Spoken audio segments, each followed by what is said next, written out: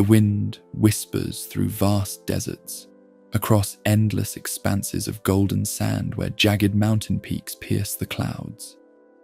Beyond lie the steppes where horsemen roam, and further still, cities with gleaming marble and bustling bazaars. This forbidding yet irresistible landscape formed the backdrop for humanity's greatest adventure in commerce and cultural exchange, a network that eventually connected the distant corners of the ancient world. The term Silk Road conjures romantic images of camel caravans laden with exotic goods traversing desolate landscapes. This name, coined in 1877 by German geographer Ferdinand von Richthofen, simplifies what was in reality an intricate web spanning thousands of miles across the Eurasian continent. This vast tapestry of interconnected pathways stretched from Chang'an, modern Xi'an in China, to Constantinople, now Istanbul, and the Mediterranean ports of Antioch and Alexandria. For nearly 2 millennia, from the 2nd century BC to the 16th century AD, these interlinked corridors served as the world's primary channels for the exchange of goods, ideas, religions, and technologies. Humanity's first experiment in globalization. The ancient world's greatest commercial network was no single highway, but rather a complex system of branching trails. Travelers and merchants rarely traversed its entire length. Instead, goods passed through countless hands in a relay system of trade that connected east and west, despite the absence of any overarching political authority or unified control. This remarkable achievement in human cooperation transcended political boundaries, survived the rise and fall of empires, and ultimately transformed the societies it touched. The journey along these passages presented formidable challenges. Travelers faced the scorching heat of the Taklamakan Desert, a name that some scholars claim translates to, "Go in and you won't come out." The shifting sands of the Gobi Desert could swallow entire caravans. The breathtaking but treacherous mountain ranges, the Pamirs, the Hindu Kush, the Tian Shan, presented their own perils. Narrow passes buried in winter snow, oxygen-thin air at high altitudes, and steep tracks where a single misstep meant death.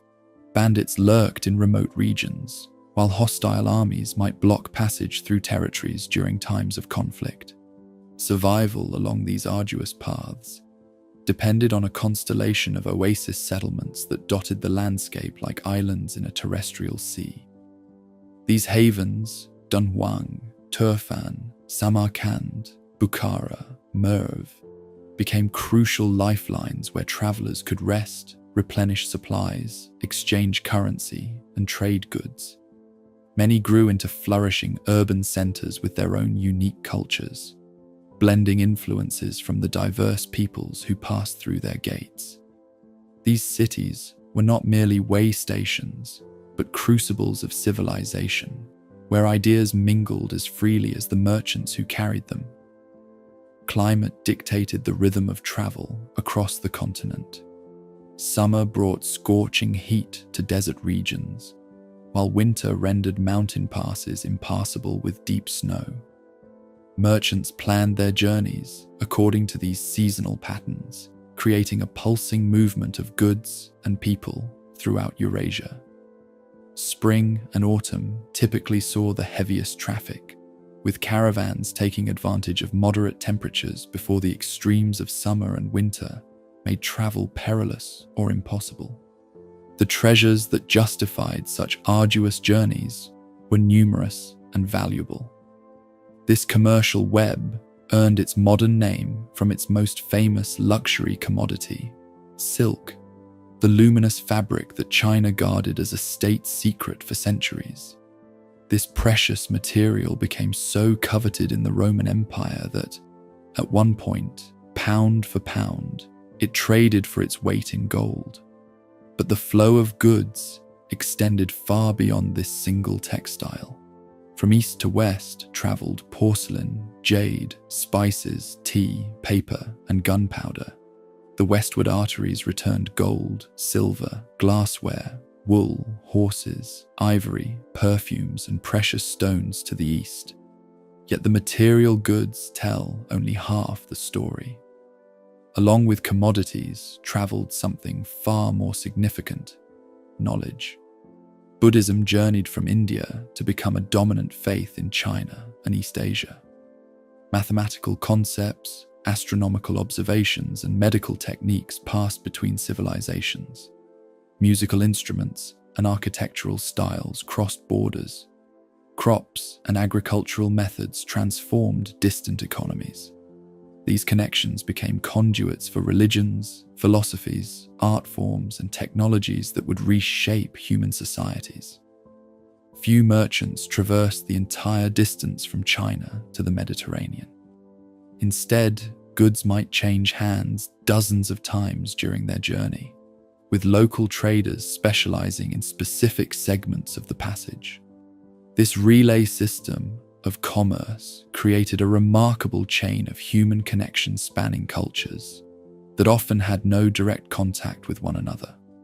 A bolt of silk leaving a workshop in China might pass through 20 intermediaries before adorning a Roman senator's wife, its origins shrouded in mystery to its final owner.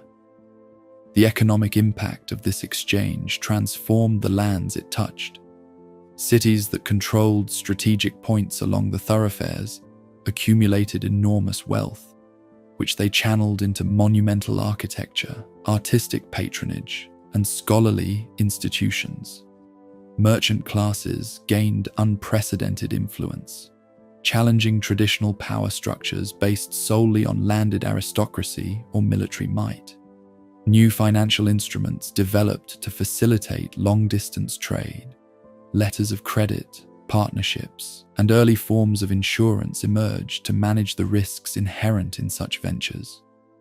What makes this ancient commercial system particularly remarkable is that it functioned without centralized planning or control. Unlike the Roman roads or Persian royal road, built by imperial decree to serve administrative and military needs, these trading corridors evolved organically, shaped by the collective actions of countless merchants seeking profit. The byways shifted over time, responding to changing political situations, environmental conditions, and economic opportunities. When one avenue became dangerous or unprofitable, traders simply found alternatives.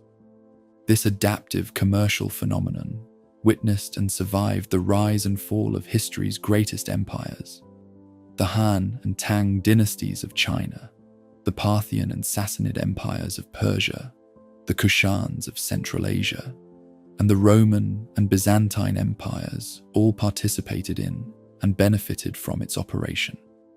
Even the Mongol conquests, which initially brought devastation, ultimately revitalized these transcontinental connections by establishing unprecedented security across vast territories under what historians call the Pax Mongolica, the Mongol Peace. The legacy of these ancient connections extends into the modern world. The cities, cultures, and technologies that emerged from this exchange continue to shape contemporary life. Modern discussions of globalization echo debates that occurred along these thoroughfares 2 millennia ago. This history is not merely a tale of distant times, but the foundation upon which today's interconnected world was built. The clock now turns back to the 2nd century BC, when a Chinese emperor's strategic concerns about nomadic threats to his northern frontier set in motion a chain of events that would create history's most significant network of cross-cultural exchange. The tale begins with the Han dynasty and an adventurous diplomat named Zhang Qian, whose remarkable journeys would open China's eyes to the wider world beyond its borders. The secrets of silk production had been jealously guarded by the Chinese for millennia, before the first threads of this precious fabric found their way westward. Nearly 5,000 years ago, by the 30th century before Christ, Chinese artisans had already mastered the complex art of sericulture, the cultivation of silkworms and the harvesting of their delicate cocoons. The process was laborious and required meticulous attention, feeding the caterpillars mulberry leaves, maintaining precise temperatures, carefully unwinding the near-invisible filaments from their cocoons, and weaving them into luminous textiles that shimmered in the light. This extraordinary fabric was more than a mere luxury. It was political currency, spiritual treasure, an artistic medium. Imperial courts reserved the finest specimens for themselves, with colors like imperial yellow forbidden to commoners under penalty of death. Silk served as official gifts to appease neighboring powers, as currency to pay troops, and as a medium for the earliest Chinese writings. The penalty for revealing the secrets of silk production was death, an indication of how seriously the Chinese state took its monopoly on this remarkable commodity. What the Chinese treasured as a domestic resource would soon become the catalyst for unprecedented international exchange. The path to this transformation began not with merchants seeking new markets, but with a military and diplomatic crisis facing the Han dynasty that had come to power in 206 BC. After years of internal warfare, following the collapse of the Qin dynasty, the Han rulers found themselves confronting a formidable external threat along their northern frontier: nomadic confederates from the steppes. These mounted warriors from the Mongolian grasslands, distant ancestors of the Huns who would later threaten Rome, continuously raided the settled agricultural communities of northern China. The ambitious Emperor Wu, ascending to the Han throne during the early 2nd century BC, resolved to break the power of these horsemen who seemed to materialize from the wilderness to strike and then vanish with impunity. Combining military campaigns with diplomatic initiatives, he sought to secure his realm's northern borders once and for all. The Han strategy extended beyond direct confrontation. Emperor Wu recognized that facing these superb mounted archers on their home terrain was perilous. Instead, he sought to encircle and isolate the northern nomads by forming alliances with other peoples beyond China's western frontiers. Intelligence reached the court about a tribal confederation called the Yuezhi, once defeated by the steppe nomads and driven westward, who might be motivated to join forces against their common enemy. The mission to locate these potential allies fell to an intrepid court official named Zhang Qian.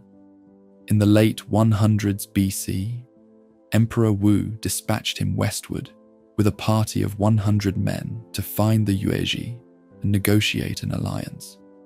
What followed was one of history's most remarkable journeys of exploration. A trek that would last more than a decade and open China's eyes to the vast world beyond its borders. Just weeks into their journey, Zhang Qian and his party were captured by hostile patrols. For 10 years, they remained in captivity among the northern nomads. Though treated well, Zhang Qian even married a woman from these tribes and fathered children. He never abandoned his mission. When opportunity for escape finally arose, he resumed his westward journey with his nomad wife and a handful of his original companions. Zhang Qian pushed onward through territories no Chinese had ever documented before, crossing the formidable Pamir Mountains into what is now Tajikistan and Afghanistan. He finally located the Yuezhi in Bactria, northern Afghanistan, only to discover they had settled into urban life and had little interest in a military venture against their old enemies. Though unsuccessful in his diplomatic objective, Zhang Qian gathered unprecedented information about the lands beyond China's western border. After an absence of 13 years, Zhang Qian returned to Chang'an during the 120s BC with only one of his original 100 men surviving the journey. The information he brought back transformed Chinese understanding of the world. He described thriving Central Asian kingdoms like Fergana, Sogdiana, and Bactria, with sophisticated cities, agriculture, and commerce.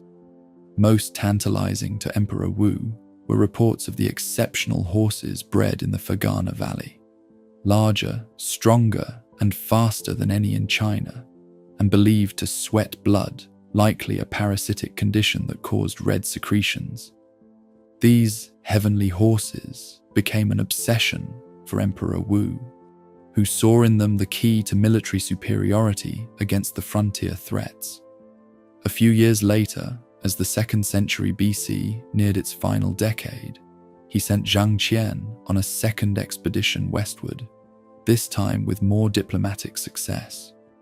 Official relations were established with several Central Asian states, and a Han envoy reached as far as Parthia, modern Iran. Most importantly, Zhang Qian secured trade agreements that brought the coveted Fergana horses to China. To support this new diplomatic and commercial outreach, Emperor Wu established a series of military colonies and garrisons across the Hexi Corridor, the narrow strip of land between the Tibetan Plateau and the Gobi Desert that formed the natural passage from China to Central Asia. These outposts evolved into important trading centers and safe havens for merchants. The military colonies introduced Chinese agricultural techniques to new territories and created a buffer zone against nomadic incursions. The defensive infrastructure expanded dramatically. Existing walls and fortifications were connected and extended to become what would later be known as the Great Wall. Watchtowers dotted the landscape, allowing rapid communication through fire signals. Garrison troops not only provided security, but also served as customers for merchants, creating local markets at these frontier outposts. Dunhuang emerged as the most significant of these frontier settlements. Located at the eastern edge of the Taklamakan Desert, this oasis marked the point where travelers had to choose between the northern or southern paths around this deadly expanse of sand. The town quickly grew from a military outpost to a thriving commercial hub, where Chinese merchants met their Central Asian counterparts. With security established along the Hexi Corridor, Chinese goods, particularly silk, began flowing westward in unprecedented quantities. In exchange, exotic items entered China: horses from Fergana, jade from Khotan, grapes and winemaking technology from Central Asia, new varieties of fruit and vegetables, and even musical instruments and dancers that became fashionable at the Han court. The impact of these exchanges extended beyond material goods. Chinese artisans adopted motifs from Western textiles and metalwork. Buddhist missionaries from the Kushan Empire would soon travel these newly established pathways, bringing their faith to China. Medical knowledge passed between cultures, enriching therapeutic traditions in both East and West. Zhang Qian's journeys, undertaken for military and diplomatic purposes, had inadvertently created the foundations for what would become the world's most significant pre-modern trade network. A single generation witnessed the transformation of isolated kingdoms and empires into participants in a vast commercial exchange system that would endure for nearly 2 millennia. An ancient Chinese proverb states that a journey of 1,000 miles begins with a single step. In this case, the first steps of Zhang Qian's diplomatic missions initiated a journey that would connect civilizations across thousands of miles and countless generations.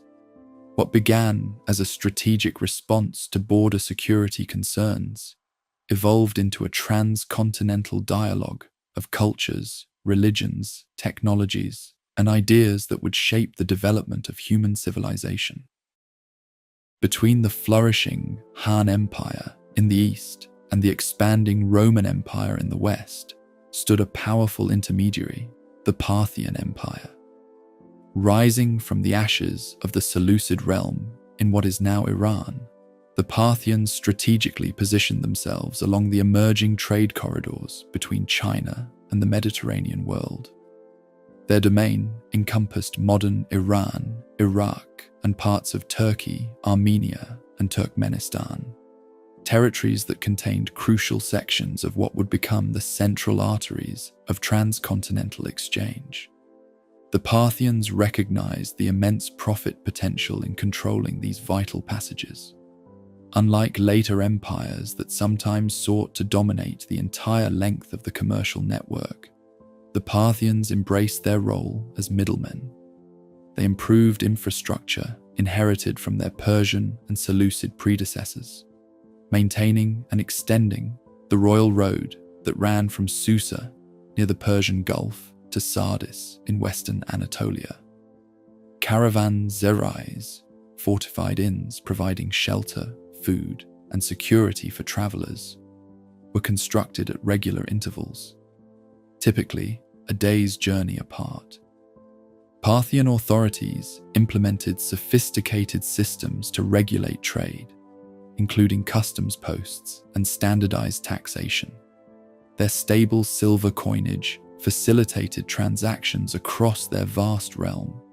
Most importantly, they maintained relative peace within their borders, allowing merchants to travel with reasonable security. This Pax Parthica created the preconditions for flourishing commerce, though the ongoing Romano-Parthian conflicts periodically disrupted the western segments of the trade channels. The Parthian strategy of controlling east-west commerce proved remarkably successful. Their merchants grew wealthy by purchasing Chinese goods from intermediaries at their eastern frontiers and selling them at substantial markups to Western buyers. This commercial hegemony had a significant political dimension as well. By controlling the flow of luxury goods to Rome, the Parthians gained economic leverage over their Western rival.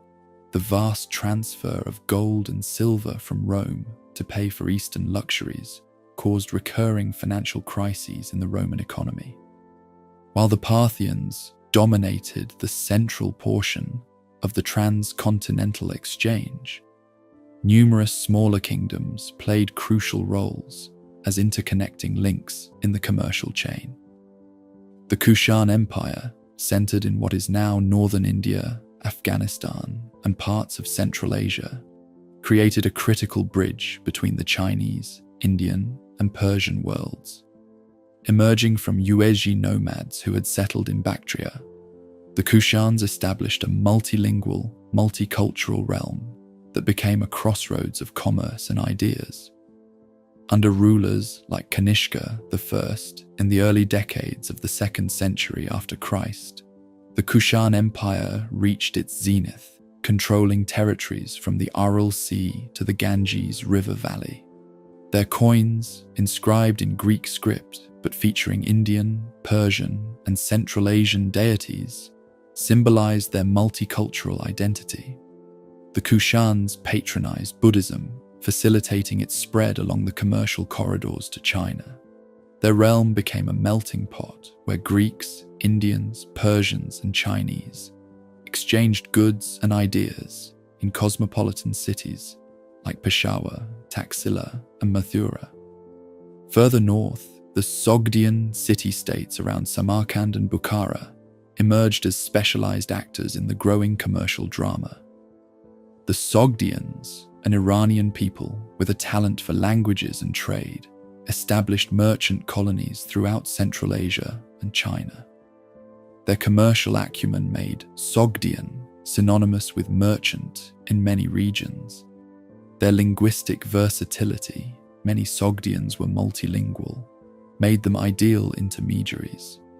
Their traders gradually extended their operations eastward, eventually establishing permanent communities in the Chinese capital Chang'an and other major urban centers.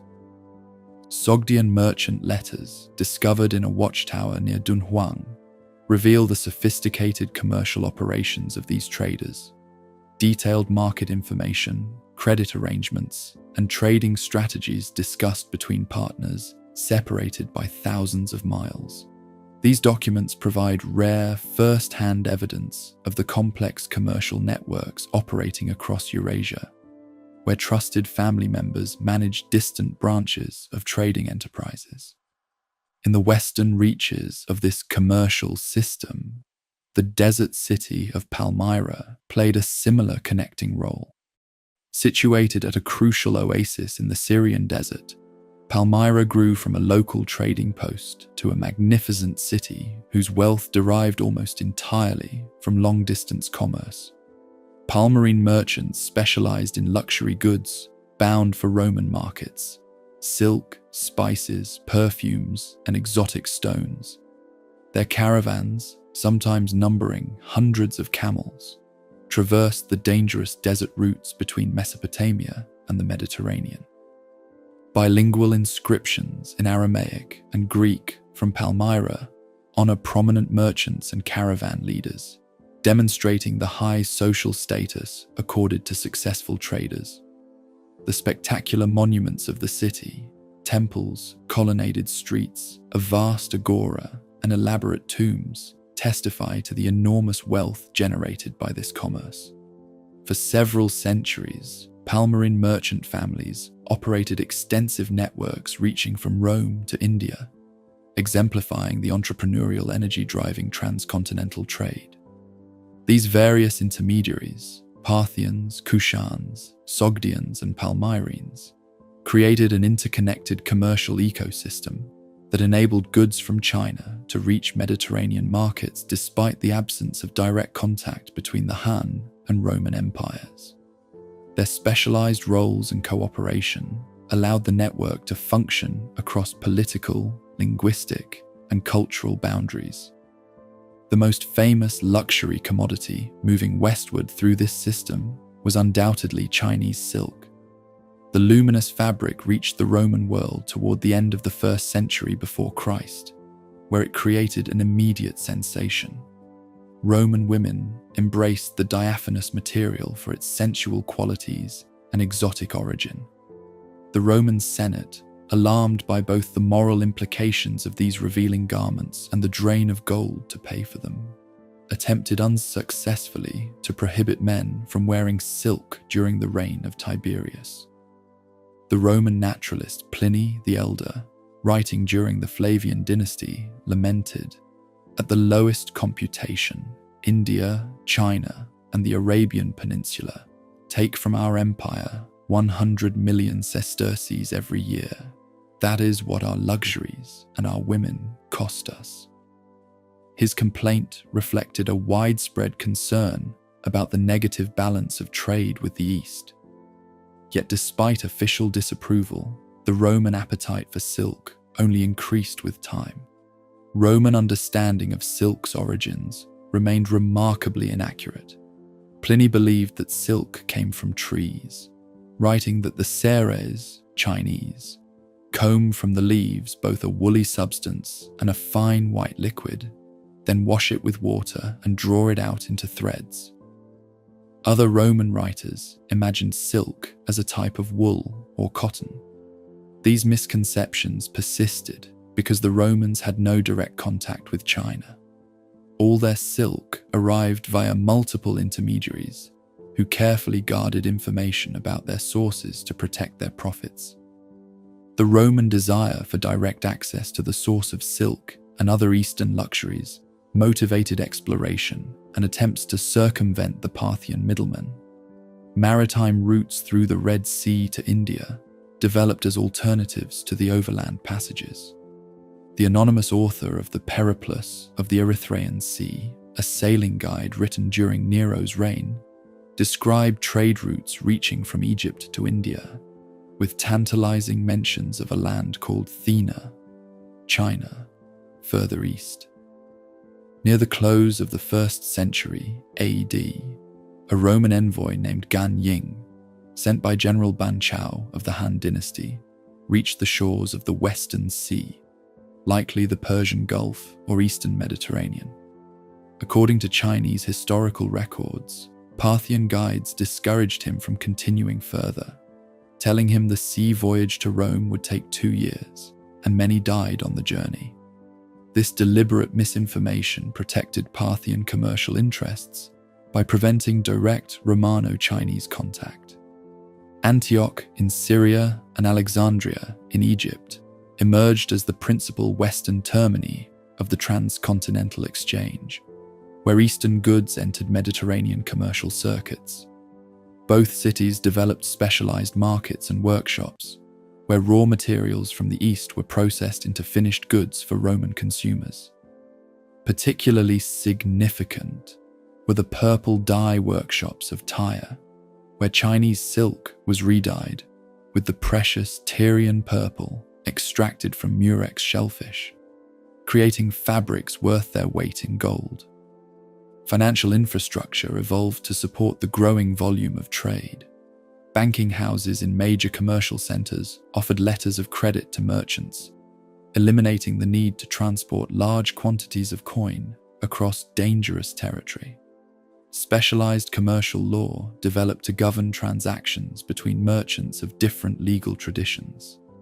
Jewish and Syrian trading communities established diaspora networks spanning the Mediterranean, providing trusted agents in foreign ports. By the twilight of the 2nd century after Christ, the volume of trade flowing between East and West had reached unprecedented levels. Chinese silk, Indian spices, Arabian incense, and African ivory flowed westward, while Roman glassware, woolen textiles, gold, and silver moved east. This exchange transformed consumption patterns and material culture in societies thousands of miles apart from one another. Eastern luxuries once considered exotic became integrated into everyday life for wealthy Romans, while Western technologies and artistic styles influenced development in China and Central Asia. The commercial connections established during this period created the framework for even more significant exchanges to come. Religious ideas, scientific knowledge, artistic concepts, and technological innovations would soon follow the paths pioneered by luxury goods.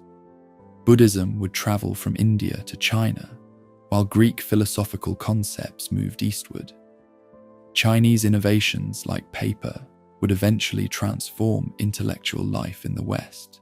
The stage was set for a dialogue of civilizations unprecedented in human history, all enabled by the humble silkworm and the shimmering fabric produced from its cocoons. The caravans that traversed the vast expanses between East and West carried more than silk, spices, and precious stones. Within the packs of merchants, hidden among the trade goods, traveled something far more significant and enduring: ideas.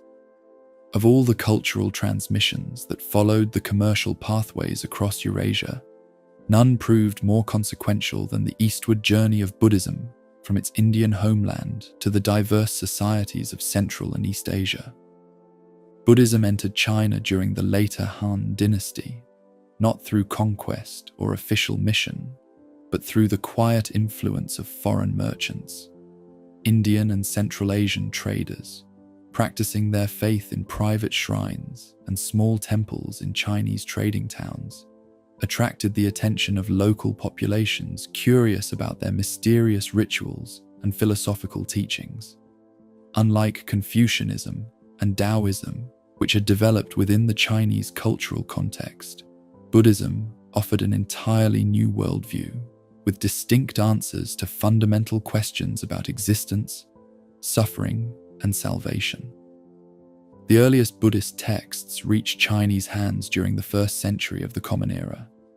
The challenge of translating these scriptures proved enormous. Not merely a matter of finding equivalent words, but of expressing concepts that had no direct parallel in Chinese thought.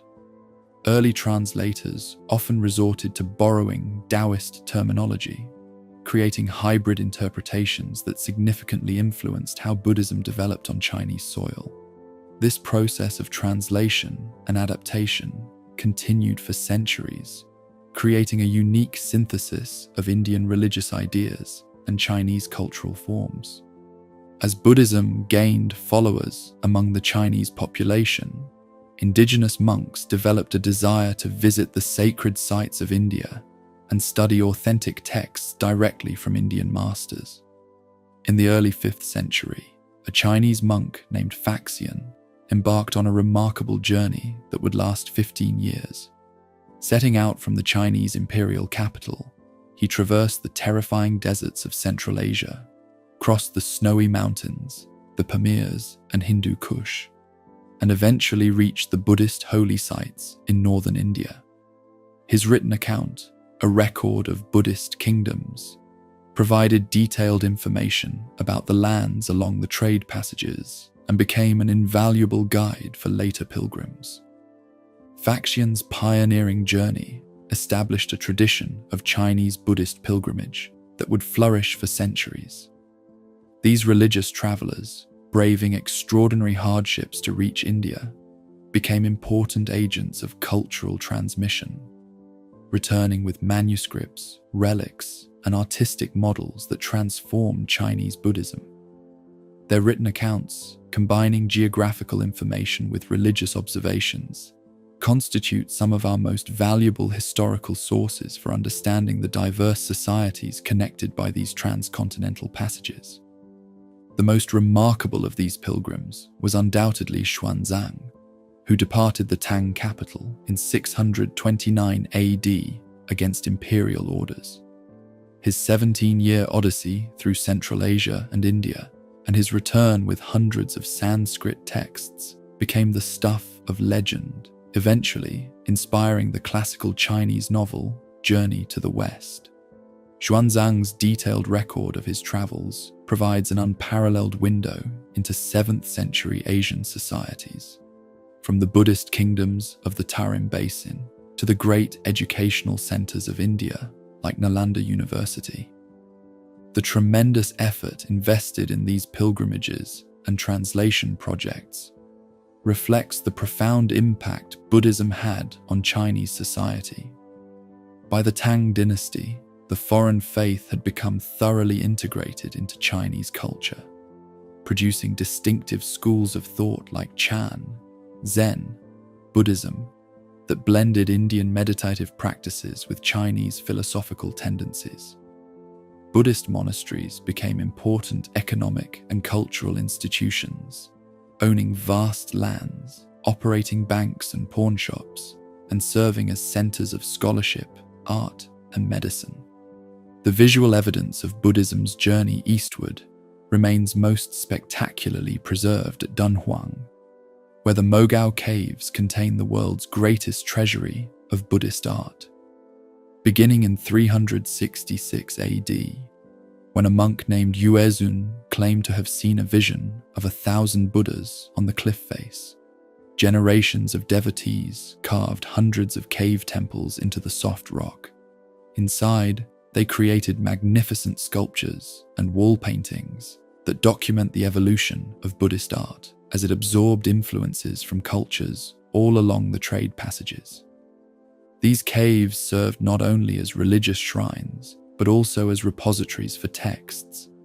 In 1900, a hidden library cave was discovered containing over 50,000 manuscripts in numerous languages: Chinese, Tibetan, Sanskrit, Sogdian, Uyghur, and others, dating from the 5th to early 11th centuries. This extraordinary time capsule revealed the multicultural character of Dunhuang, where religions, languages, and artistic traditions mingled at this crucial junction between East and West. Buddhism was not the only faith to travel the transcontinental exchange pathways. Nestorianism, a form of Christianity declared heretical in the Byzantine Empire, found refuge in Sassanid Persia and subsequently spread eastward along the trading corridors. In 635 AD, a Nestorian missionary named Alopan arrived in the Chinese imperial center and received permission from Emperor Taizong to establish a Christian presence in China. The famous Nestorian stele, erected in 781 AD, commemorates this event and documents the early history of Christianity in China, in both Chinese and Syriac languages. Zoroastrianism, the ancient Persian religion, centered on the teachings of the prophet Zoroaster, also spread along the trade pathways. While never gaining the wide following of Buddhism, it established significant communities in Central Asian trading cities. Archaeological excavations have revealed Zoroastrian fire temples in Samarkand, Bukhara, and other commercial centers. Persian merchants brought their faith with them to China, where it maintained a presence primarily within foreign trading communities. Manichaeism, a syncretic religion founded by the Persian prophet Mani in the 3rd century, displayed remarkable success in adapting to diverse cultural environments as it spread both east and west from its Mesopotamian origins. Combining elements of Zoroastrianism, Buddhism, and Christianity, it appealed to merchants and elites in many societies along the trade passages. Though eventually suppressed in both the Christian and Islamic worlds, it found temporary acceptance among the Uyghurs of Central Asia, who adopted it as their state religion for a period in the 8th and 9th centuries. Judaism established a presence in China through the activities of Persian Jewish merchants. The ancient Jewish community of Kaifeng, which maintained its distinctive identity until the 19th century, likely originated during the Tang dynasty, when Jewish traders settled permanently in China. Archaeological evidence and historical records also document Jewish communities in Central Asian cities like Samarkand and Bukhara, where they participated actively in transcontinental commerce. The final great religious movement to spread along these pathways was Islam. Following the Arab conquests of the 7th century, Muslim merchants became increasingly prominent in the trade networks connecting the Mediterranean world with Central and East Asia. Their commercial activities laid the groundwork for the later widespread conversion of Central Asian societies to Islam, a process that would dramatically reshape the cultural landscape of the regions between China and the Middle East. While religions constituted the most visible aspect of cultural exchange, countless other elements of human knowledge and creativity traveled these same passages. Medical knowledge moved in multiple directions, with Indian and Persian physicians contributing significantly to Chinese pharmacology, while Chinese diagnostic techniques influenced Western medical traditions. The Indian numerical system, including the concept of zero, traveled west to become what we now call Arabic numerals, revolutionizing mathematical calculation throughout Eurasia. Astronomical observations and theories were shared among the scientific traditions of China, India, Persia, and ultimately Europe. Chinese innovations in metallurgy, particularly in the production of high-quality steel, spread westward. Agricultural techniques and crop species moved in both directions, with Central Asian fruits like grapes and peaches reaching China, while citrus fruits traveled from China to the Mediterranean world. Each of these exchanges transformed daily life in societies thousands of miles apart. The arts flourished through these cross-cultural contacts. Musical instruments traveled along the commercial corridors, creating new hybrid forms and performance traditions. The pear-shaped lute moved from Persia to China, evolving into the Chinese pipa. The Indian sitar likely developed from Middle Eastern predecessors.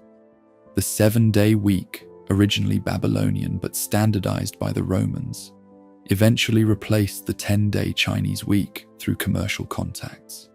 Visual arts displayed particularly clear evidence of cross-cultural influence. Greco-Buddhist art from Gandhara, modern Pakistan and Afghanistan, combined Indian Buddhist themes with Hellenistic sculptural techniques, creating a distinctive style that influenced Buddhist imagery throughout Asia. Persian textile patterns appeared on Chinese silks, while Chinese motifs later influenced Islamic decorative arts. Artistic techniques traveled alongside motifs. The techniques of glass-making spread from the Mediterranean to China, while paper manufacturing eventually moved westward from China. The culinary traditions of Eurasia were transformed through the exchange of ingredients, cooking techniques, and flavor preferences. Wheat cultivation and bread making spread eastward from the Fertile Crescent, while rice eventually traveled westward from East Asia. Spices became one of the most valuable commodities in long-distance trade, changing flavor profiles in cuisines thousands of miles from their origins. Sugar, originally domesticated in New Guinea and cultivated in India, gradually spread westward to become a staple in Middle Eastern and Mediterranean confectionery. These varied cultural exchanges resulted from the movement of individuals who settled in foreign lands, creating diaspora communities that served as ongoing bridges between civilizations. Sogdian merchants established permanent settlements in China, bringing their culture, language, and religion with them. Persian artisans worked in Tang dynasty workshops, influencing Chinese metalwork and textile production. Greek sculptors found employment in the Buddhist kingdoms of Central Asia. Indian Buddhist monks established monasteries in China and Central Asia.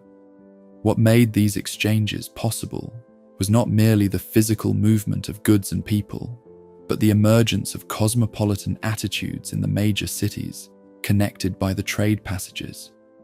In metropolises like the Chinese imperial capital, Samarkand, and Baghdad, diversity became a source of prestige and cultural vitality. Foreign religions were often tolerated, foreign artisans valued for their skills, and foreign knowledge actively sought out by scholars and rulers. This cosmopolitanism, though never extending to all segments of society and often interrupted by periods of xenophobia, created the conditions for the most extensive pre-modern exchange of ideas in human history. Through these movements of religions, technologies, artistic styles, and knowledge systems, the foundations of a shared Eurasian cultural heritage were established. While each civilization maintained its distinctive character, all were transformed by their participation in this vast exchange network. The legacy of these cultural transmissions continues to shape our modern world. From the global spread of the world's major religions to the mathematical systems we use daily. Behind these enduring influences lay the countless journeys of merchants, pilgrims, and craftspeople who, in pursuing their individual goals, collectively created one of history's greatest achievements in human communication across cultural boundaries. Dawn broke over the Tang dynasty capital, illuminating a metropolis unlike any other on Earth. With a population exceeding 1 million souls, this imperial city stood as the world's largest and most cosmopolitan urban center, a fitting eastern terminus for the greatest commercial network of the age. The broad, straight avenues of this meticulously planned city teemed with an astonishing diversity of humanity. Central Asian merchants in colorful robes, Persian astronomers, Indian Buddhist monks, Korean scholars, Japanese diplomats, Turkic mercenaries, and Arab traders, all drawn to the magnetic power of Tang China's cultural and economic might. The rise of the Tang dynasty in 618 AD marked the beginning of what historians consider the golden age of the transcontinental trade passages. Under Emperor Taizong, who ruled until 649, China entered a period of unprecedented prosperity, territorial expansion, and cultural flowering. Unlike some of his predecessors who had viewed foreign influences with suspicion, Taizong actively embraced international exchange. He welcomed foreign envoys, patronized exotic arts, employed non-Chinese advisors, and promoted policies that facilitated trade with distant lands. This cosmopolitan attitude reflected more than mere curiosity. It represented strategic statecraft. By cultivating diplomatic and commercial ties with the peoples of Central Asia, the Tang emperors sought to secure their western frontiers and gain leverage against potential threats like the Eastern Turks and Tibetans. Trade policy and foreign relations were inseparable in Tang strategic thinking, with commercial passages doubling as diplomatic channels and intelligence networks. Within the Tang capital, the western and eastern markets served as the commercial heart of the city. These vast walled complexes contained specialized sections for different types of merchandise, from local produce to the most exotic luxuries from distant lands. The Western market in particular became the center for international commerce, where Central Asian and Middle Eastern merchants established permanent trading communities. Here, one could purchase Arabian perfumes, Persian silverware, Syrian glassware, Indian cottons and spices, and countless other foreign treasures. These foreign merchant communities received official recognition and protection from the Tang government. Sogdians, Persians, Arabs, Indians, and others were permitted to maintain their distinct cultural identities, religious practices, and legal customs while residing in designated foreign quarters. They built temples to their various deities, established schools that taught their native languages, operated specialized restaurants serving their traditional cuisines, and even maintained their own courts for settling disputes according to their customary laws. The Tang legal code included specific provisions governing the residence and activities of foreign merchants, reflecting their significant presence in Chinese urban life. These regulations were generally pragmatic rather than restrictive, designed to incorporate foreign traders into the imperial administrative system rather than marginalize them. Successful merchants could even receive Chinese government ranks and titles, facilitating their operations within the empire while binding them more closely to Tang authority. The international character of Tang urban centers extended beyond commerce to encompass religion, entertainment, and fashion. Buddhist monasteries housed monks from throughout Asia. Zoroastrian temples, Nestorian churches, and even a mosque in the imperial city served their respective communities. The entertainment districts featured Central Asian musicians, dancers, and acrobats, whose exotic performances captivated Chinese audiences. Court ladies painted their faces white and drew small flower designs on their foreheads in imitation of foreign fashions, while aristocratic young men played polo, a sport imported from Persia. This cultural efflorescence received a severe shock during the middle of the 8th century. The Anlushan rebellion, beginning in 755, devastated the empire and permanently altered the trajectory of Tang history. General Anlushan, ironically himself of mixed Sogdian and Turkish descent, led a massive uprising that captured both the imperial capital and Luoyang, forcing the emperor to flee. Though eventually suppressed after 8 years of brutal civil war, the rebellion claimed millions of lives, destroyed vast amounts of wealth, and deeply traumatized Chinese society. The Tang dynasty survived, but the cosmopolitan exuberance of its early period gave way to more conservative tendencies. A xenophobic reaction led to restrictions on foreigners and foreign influences.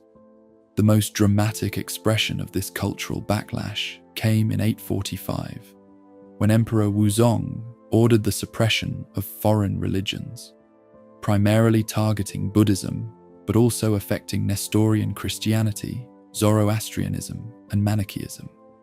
Thousands of temples and monasteries were destroyed, and foreign clergy were forced to return to secular life. Despite these challenges, the transcontinental commercial networks proved remarkably resilient. Though diminished in volume and altered in character, trade continued through the late Tang period. The difference lay primarily in who controlled the trade. As Chinese government supervision of the Western regions weakened, various non-Chinese peoples, Tibetans, Uyghurs, and others, asserted control over key segments of the Central Asian passages, extracting tolls and redirecting trade flows to their advantage. Meanwhile, on the western end of the commercial network, a new power was rising that would transform the character of Eurasian exchange. The Arab conquests of the 7th century, inspired by the new faith of Islam, created a vast empire stretching from Spain to the borders of China. The Umayyad Caliphate, 661 to 750, and its successor, the Abbasid Caliphate, 750 to 1258, unified formerly fragmented territories under a single political authority, establishing unprecedented security for travelers and merchants across much of the network's western and central sections. The Abbasid Caliphate, with its magnificent capital at Baghdad, emerged as the western counterweight to Tang China. Founded in 762 by Caliph al-Mansur, Baghdad was deliberately situated at the confluence of trade routes connecting Arabia, Persia, Central Asia, and the Mediterranean. The circular city, with the Caliphal Palace at its center, rapidly grew into a metropolis of hundreds of thousands, drawing merchants and scholars from throughout the known world. Under the greatest Abbasid ruler, Harun al-Rashid, R786-809, Baghdad reached its zenith as a center of commerce, science, and culture. The Caliph dispatched embassies to distant lands, including one to Charlemagne in France and another to the Tang court. These diplomatic missions doubled as commercial ventures, establishing new trade connections and gathering intelligence about distant markets. Harun's court became legendary for its wealth and sophistication, later immortalized in the tales of the Arabian Nights. The Abbasid economy operated on a scale that dwarfed its European contemporaries. Its sophisticated financial instruments facilitated long-distance trade. Letters of credit, sak, the origin of the English word check, partnerships, mudaraba, that spread risk among investors, and double-entry bookkeeping systems that tracked complex transactions. Muslim merchants pioneered new commercial techniques that would later be adopted in Europe, including various forms of credit, banking, and insurance. Arabic became the lingua franca of commerce across a vast territory, simplifying communication for merchants traveling between distant markets. A merchant from Cordoba in Spain could converse with colleagues in Cairo, Damascus, Baghdad, or Samarkand using the same language, despite the thousands of miles separating these cities. This linguistic unity facilitated not only trade, but also the transmission of ideas, technologies, and scientific knowledge throughout the Islamic world and beyond. Islamic religious values shaped commercial practices in distinctive ways. The Quran's explicit approval of legitimate trade, the Prophet Muhammad himself had been a merchant, gave commercial activity a religious sanction often lacking in other traditions. Islamic law, Sharia, developed detailed regulations governing commerce, contracts, and partnerships. The prohibition on interest, riba, stimulated the development of alternative financing methods that distributed risk and reward between capital providers and entrepreneurs. While Baghdad represented the political center of the Abbasid realm, other cities emerged as specialized nodes in the commercial network. Basra served as the primary port connecting Mesopotamia with the Indian Ocean trade. Damascus remained a manufacturing center, renowned for its textiles and metalwork. Cairo linked the Mediterranean with the Red Sea routes to India. Siraf, on the Persian Gulf, handled trade with East Africa and India. Ray and Nishapur in Iran became entrepôts for goods moving between the Middle East and Central Asia. In Central Asia, cities that had already flourished under earlier empires reached new heights of prosperity as intermediaries between the Chinese and Islamic worlds.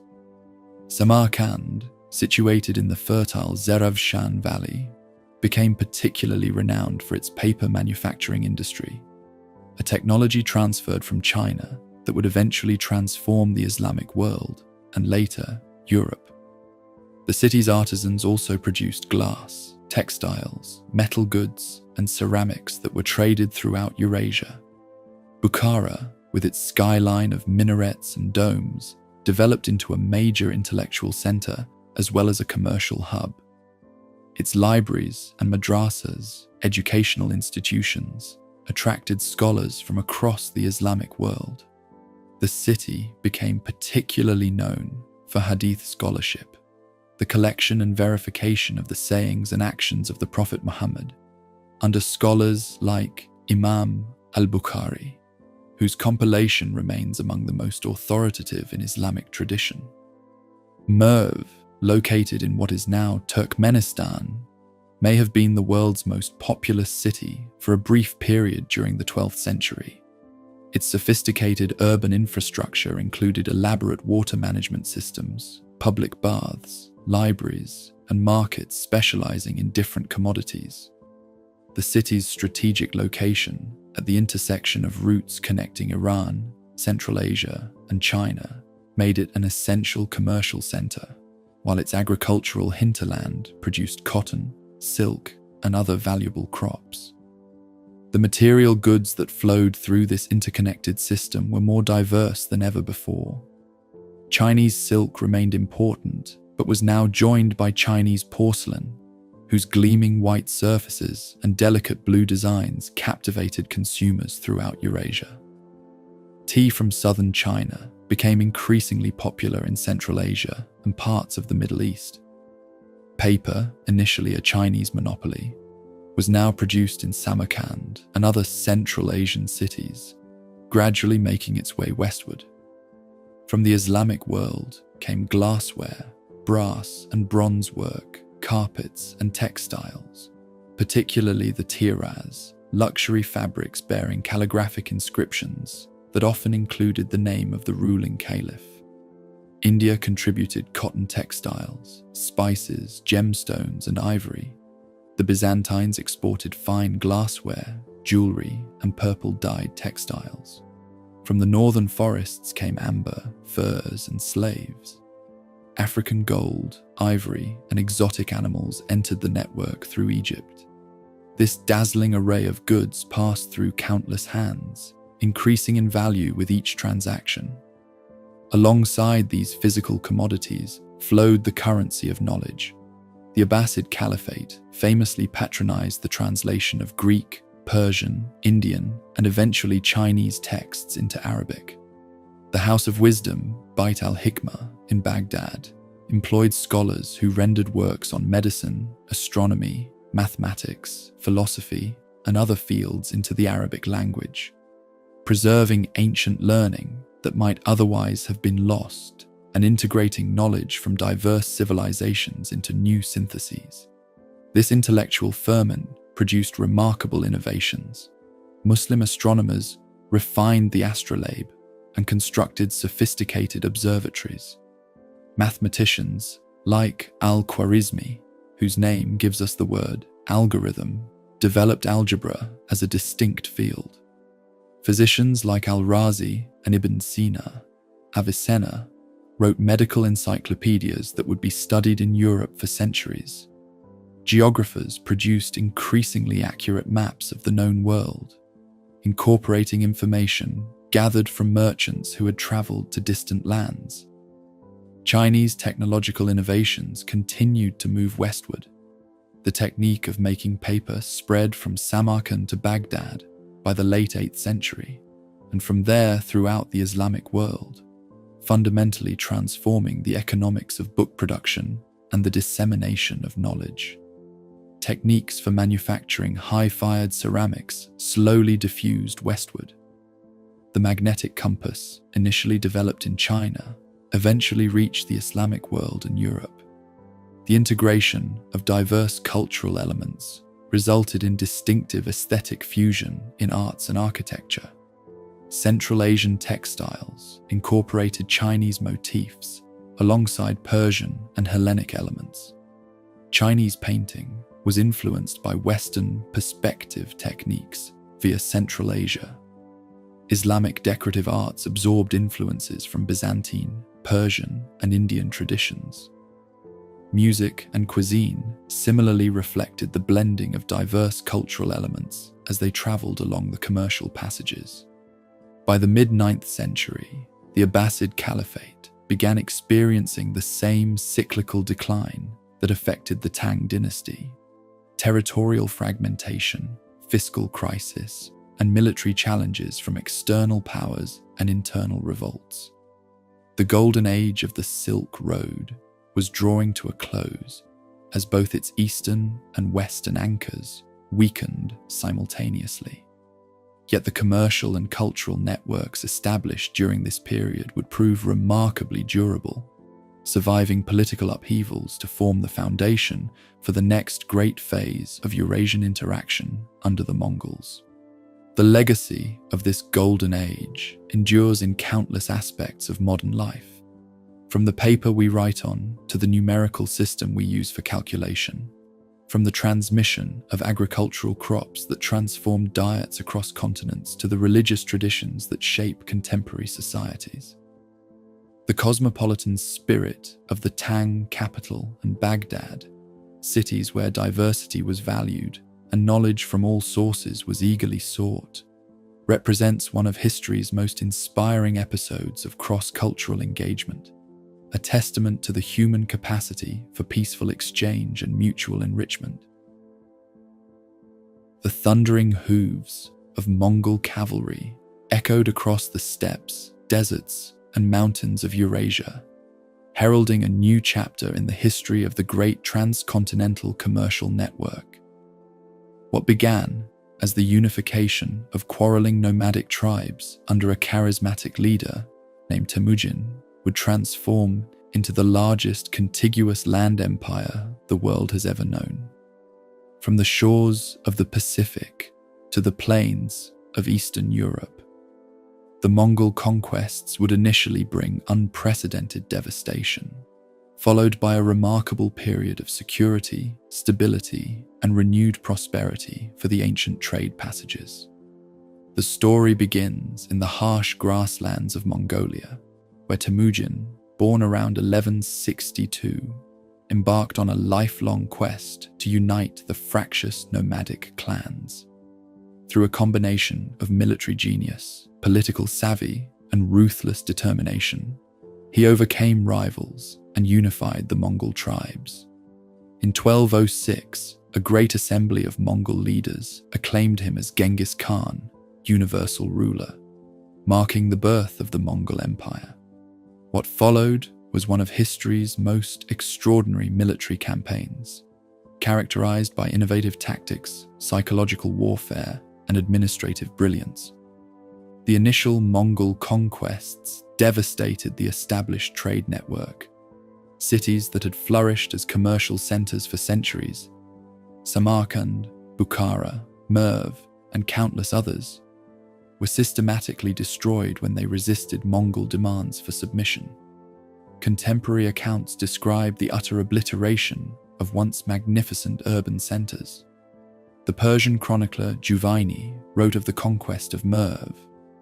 They drove all the people, women and men, out onto the plain. They divided them in accordance with their usual custom into hundreds and thousands to be put to the sword. No one escaped. Yet destruction was not the ultimate Mongol objective. Genghis Khan and his successors understood that ruling settled populations required different approaches than leading nomadic warriors. They adapted their governance strategies accordingly, particularly after the initial conquest phase. While cities that resisted were razed, those that submitted peacefully often received favorable treatment. The Mongols recruited administrators, artisans, and intellectuals from conquered peoples to serve their growing empire, creating a remarkably diverse imperial elite. After Genghis Khan's death in 1227, his empire was divided among his sons and grandsons, eventually forming 4 major khanates: the Golden Horde in Russia and Eastern Europe, the Chagatai Khanate in Central Asia, the Ilkhanate in Persia and the Middle East, and the Yuan dynasty in China.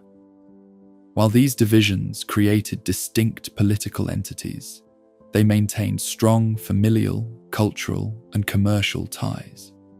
For nearly a century, the Mongol elite shared a common identity that transcended the administrative boundaries of the separate khanates.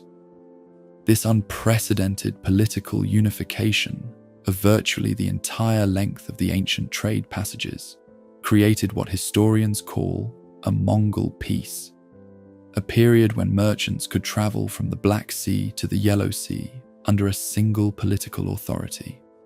The Mongols, recognizing the economic benefits of commerce, actively promoted trade throughout their domains. As nomads with limited manufacturing capabilities of their own, they depended on trade to acquire the goods of settled civilizations, giving them a vested interest in the network's smooth functioning. The Mongols invested heavily in trade infrastructure. They constructed and maintained caravanserais at regular intervals across Central Asia, providing secure lodging for merchants and their goods. They cleared roads, built bridges, and established ferries at river crossings. They introduced standardized weights and measures throughout their territories, simplifying commercial transactions across cultural boundaries. Most importantly, they established an unprecedented level of security on the roads, severely punishing banditry and theft within their domains. The most innovative contribution of the Mongols to Eurasian exchange was the development of the YAM system, a sophisticated network of postal stations and relay messengers that stretched across the empire. At its height, this system included approximately 1,500 postal stations, spaced about 30 miles apart, a day's journey on horseback. Each station maintained a supply of horses, food, and accommodation for official messengers and authorized travelers. A messenger could cover 250 miles per day by changing horses at these stations, a speed unmatched until the advent of railroad travel. While primarily designed for government communications, the YAM system benefited merchants as well. Travelers could move safely and rapidly through Mongol territory, and information about market conditions, political developments, and potential threats could spread with unprecedented speed.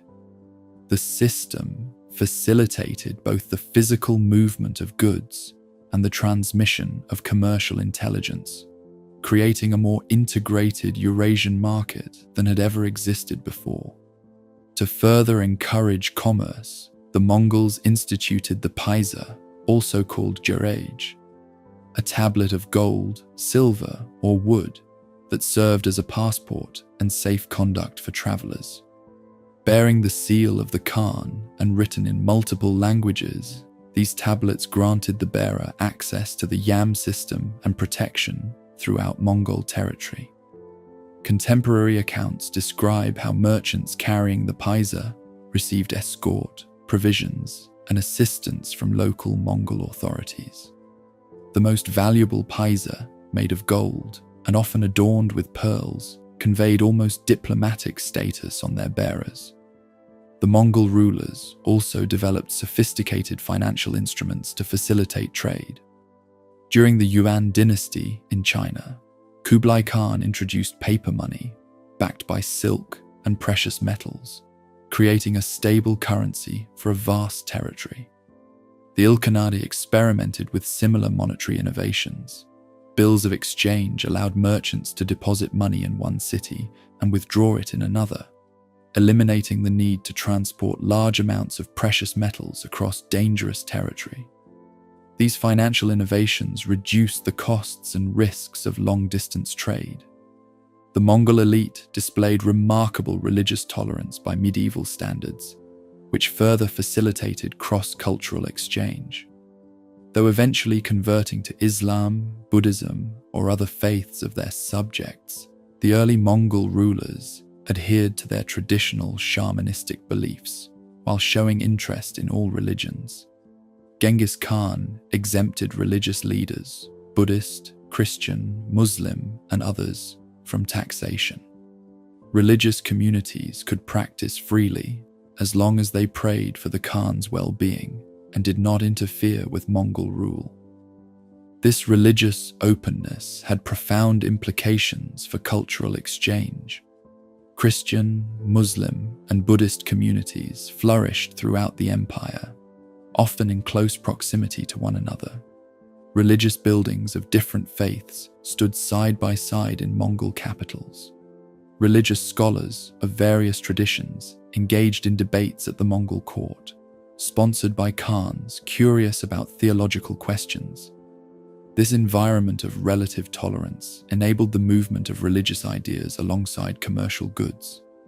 No account of the Mongol era would be complete without the remarkable journey of Marco Polo.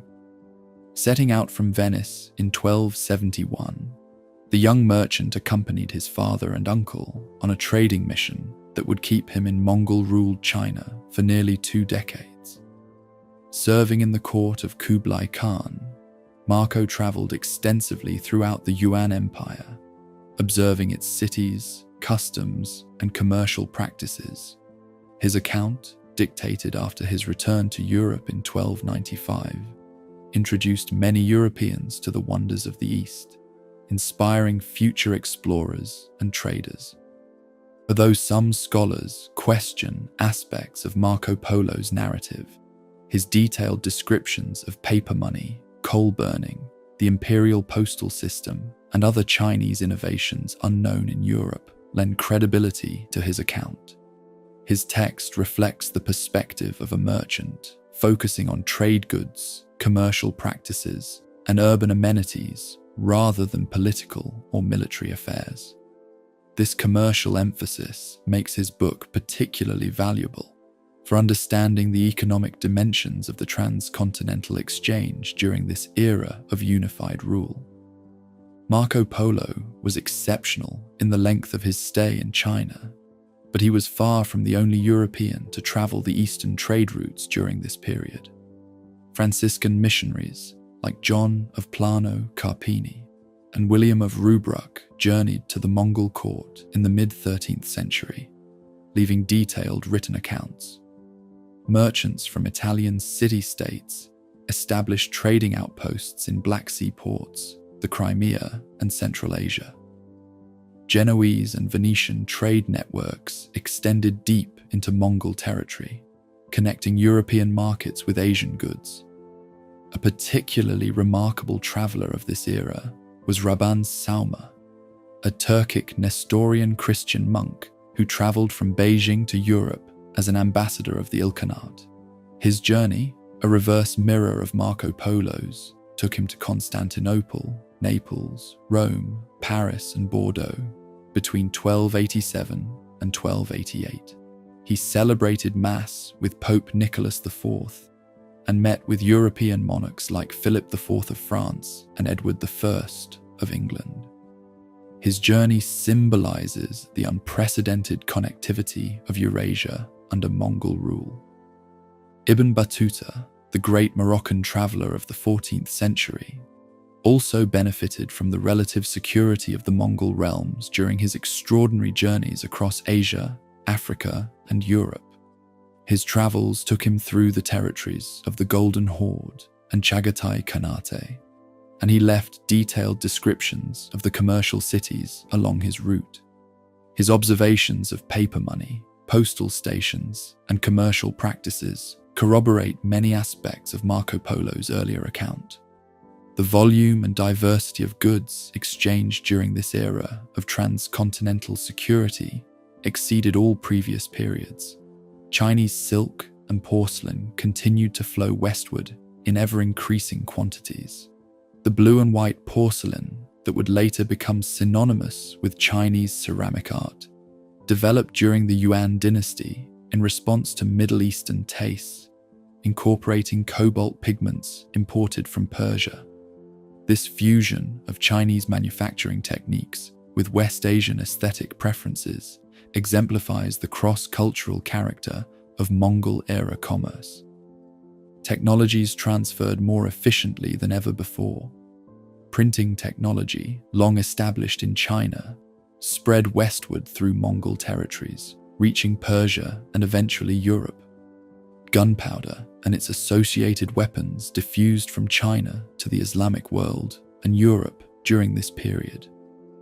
Agricultural innovations also traveled along the trade routes.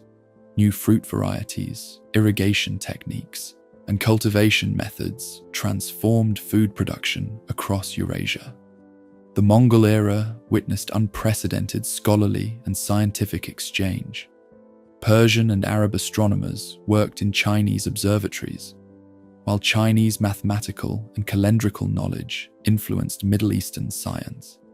Medical knowledge from Chinese, Indian, Persian, and Greek traditions circulated throughout the empire, synthesized in multilingual medical compendia. The famous Persian physician Rashid al-Din, serving the Ilkhanate, compiled comparative studies of Chinese and Islamic medicine. Artistic motifs and techniques flowed freely across cultural boundaries. Chinese motifs like the lotus, peony, and dragon appeared in Persian miniatures and textiles. Persian decorative styles influenced Chinese painting and ceramics. The distinctive blue and white porcelain that became synonymous with Ming dynasty art actually developed during the Yuan period, using cobalt pigment imported from Persia. This cultural fusion created new aesthetic traditions that would outlast the Mongol era itself. Architecture similarly reflected cross-cultural exchange. The famous Mongol capital at Karakoram contained Buddhist temples, Muslim mosques, and Christian churches, often constructed by artisans brought from distant conquered territories. In China, Islamic architectural elements appeared in traditional Chinese buildings. In Persia and Central Asia, East Asian influences could be seen in decorative elements and construction techniques. These architectural hybrids symbolize the unprecedented cultural mixing of the period. The Mongol era witnessed not only the movement of goods and ideas, but also large-scale population transfers. The Mongols systematically relocated skilled artisans and intellectuals from conquered territories to serve imperial needs. Persian astronomers worked in Chinese observatories. Central Asian Muslim administrators served in the Yuan government. Chinese siege engineers assisted in Mongol campaigns in the Middle East. These forced migrations created diaspora communities that became important agents of cultural transmission. For all its achievements, this era of transcontinental exchange contained the seeds of its own dissolution. The separate Khanates gradually lost their sense of common identity, adopting the religions and cultures of their subjects. The Ilkhans converted to Islam. The Yuan embraced aspects of Chinese governance, and the Golden Horde adopted Turkic language and Islamic faith. Religious differences created tensions between the formerly united branches of the Mongol family. By the mid-14th century, the Khanates operated as independent powers, sometimes in conflict with one another. Internal succession disputes plagued each Khanate, weakening central authority and creating opportunities for subject peoples to assert greater autonomy. Economic policies that initially stimulated trade, such as the extensive use of paper money without sufficient backing, eventually led to inflation and financial instability, particularly in the Yuan dynasty. The enormous costs of maintaining the imperial infrastructure, from the yam system to military garrisons, strained resources and necessitated heavy taxation. The final blow to this unified commercial system came not from political or economic challenges, but from a biological catastrophe, the Black Death.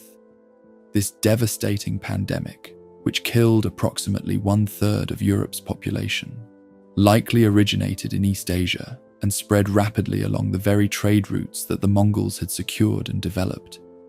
Merchant ships and caravans unknowingly transported not only valuable goods, but also infected rats and fleas carrying the deadly bacteria. Contemporary accounts from affected regions describe apocalyptic scenes as the pandemic swept through densely populated cities. The Florentine writer Boccaccio wrote that fathers abandoned their children, wives their husbands, brother his brother, while Islamic chroniclers described entire villages and urban districts left without inhabitants. The economic impact proved equally severe, disrupting production, trade, and agriculture throughout Eurasia. The disease spread with unprecedented speed due to the very interconnectedness that had made the Mongol commercial system so successful. A merchant infected in Kaffa on the Black Sea could carry the disease to Constantinople before showing symptoms. Caravans could transport infected rats across Central Asia to China. Naval vessels could bring the plague from Black Sea ports to Mediterranean cities. The highly integrated Eurasian commercial networks had created an ideal environment for pandemic transmission. The demographic collapse resulting from the Black Death dramatically reduced demand for luxury goods, undermining the economic foundation of the transcontinental trade. Labor shortages following the pandemic led to increased wages for workers, but devastating losses for merchant elites. Agricultural production declined as farmland lay fallow for lack of laborers. Tax revenues plummeted, further weakening the already strained Mongol administrations. By the late 14th century, the Mongol Empire had fragmented beyond recognition. In China, the Yuan dynasty fell to the Ming in 1368. In Persia, the Ilkhanate had already collapsed into competing regional powers. The Golden Horde fractured into smaller khanates that would eventually succumb to the rising power of Moscow. Only in Central Asia did Mongol rule persist longer, with Timur Tamerlane claiming Genghis Khan's legacy while building his own empire centered on Samarkand. The commercial networks established during this era of unified rule proved more durable than the political structures that had facilitated them. Trade continued along the ancient passages, though at reduced volume and with greater risks and costs. The specialized merchant communities, Venetians, Genoese, Armenians, Jews, Arabs, Persians, and others, maintained their operations, adapting to the changed political landscape. The knowledge, technologies, and cultural elements exchanged during the Mongol era had become permanently integrated into the societies they had reached. The legacy of the Mongol period for the transcontinental exchange network was paradoxical. On one hand, the Mongol conquests initially devastated many of the urban centers that had been crucial nodes in the commercial system. On the other hand, the subsequent era of stability created conditions for more extensive and voluminous trade than ever before. The Mongols were both destroyers and creators, tearing down existing structures only to build new and often more efficient ones. Perhaps the most significant long-term consequence of the Mongol era was the unprecedented level of information exchange between distant civilizations. Europeans gained more accurate knowledge of Asia than they had ever possessed before. Chinese learned about European and Middle Eastern technologies and scientific concepts. The circulation of practical knowledge, from Persian astronomical instruments to Chinese printing techniques, from Arab algebra to Eurasian shipbuilding methods, accelerated technological development throughout the connected world. Marco Polo's account, despite its limitations and occasional exaggerations, exemplifies this information exchange. His descriptions of paper money, coal burning, efficient tax collection, and postal services introduced Europeans to Chinese innovations they had never imagined. While immediate practical applications of this knowledge were limited, the broadening of European intellectual horizons would later contribute to the experimental attitude of the Renaissance and the Age of Exploration. The Mongol era represented both the zenith of the ancient Eurasian exchange system and the beginning of its transformation. The very success of the transcontinental peace in facilitating East-West contact would ultimately contribute to developments that would render the traditional overland routes less essential. European mariners, inspired partly by Marco Polo's descriptions of Asian wealth, would soon seek direct sea routes to the east, circumventing the complex chain of middlemen that had characterized the old commercial network. As the 14th century drew to a close, the ancient passages linking east and west remained active, but increasingly challenged by political fragmentation, economic disruption, and the emerging maritime alternatives. The Mongol dream of universal empire had faded, but the commercial and cultural connections forged during their remarkable century of dominance had permanently altered the trajectory of world history, leaving an indelible legacy that continues to shape our modern global civilization. The ringing of church bells across Europe announced each new outbreak of the pestilence, a mournful counterpoint to the muezzin's call that echoed over similarly devastated cities from Cairo to Samarkand. The Black Death, which first appeared in the Crimea around 1347, swept across the interconnected Eurasian world with devastating efficiency, following the very commercial arteries that had facilitated centuries of prosperous exchange. By the time its initial fury subsided in the early 1350s, the pandemic had claimed perhaps a third of Europe's population and comparable numbers across the Middle East, Central Asia, and China. This biological catastrophe delivered a severe blow to the transcontinental network that had reached its zenith under Mongol protection. Beyond the immediate human tragedy lay profound economic consequences. Collapsed demand for luxury goods, labor shortages, abandoned agricultural lands, and declining tax revenues. The plague bacterium, unwittingly transported by merchants and their goods, demonstrated the double-edged nature of Eurasian connectivity. The same pathways that had carried silk, spices, and ideas now became vectors for microscopic death.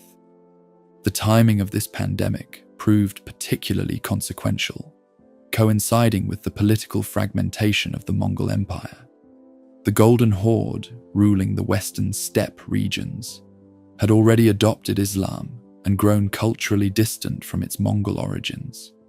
The Ilkhanate in Persia collapsed entirely following the death of Abu Sa'id in 1335, fragmenting into competing regional dynasties. The Chagatai Khanate in Central Asia split into eastern and western sections with diverging political trajectories. In China, Mongol rule grew increasingly unstable as natural disasters, economic mismanagement, and native Chinese resistance undermined Yuan dynasty authority. Into this fractured landscape stepped a conqueror whose name would become synonymous with both destruction and splendor. Timur, known to Europeans as Tamerlane. Born in the 1320s near Samarkand, this Turco-Mongol warlord claimed descent from Genghis Khan and embarked on a campaign of conquest that would briefly resurrect the dream of a unified Eurasian empire. Between 1370 and his death in 1405, Timur conquered territories stretching from Delhi to Damascus, from the Aral Sea to Anatolia.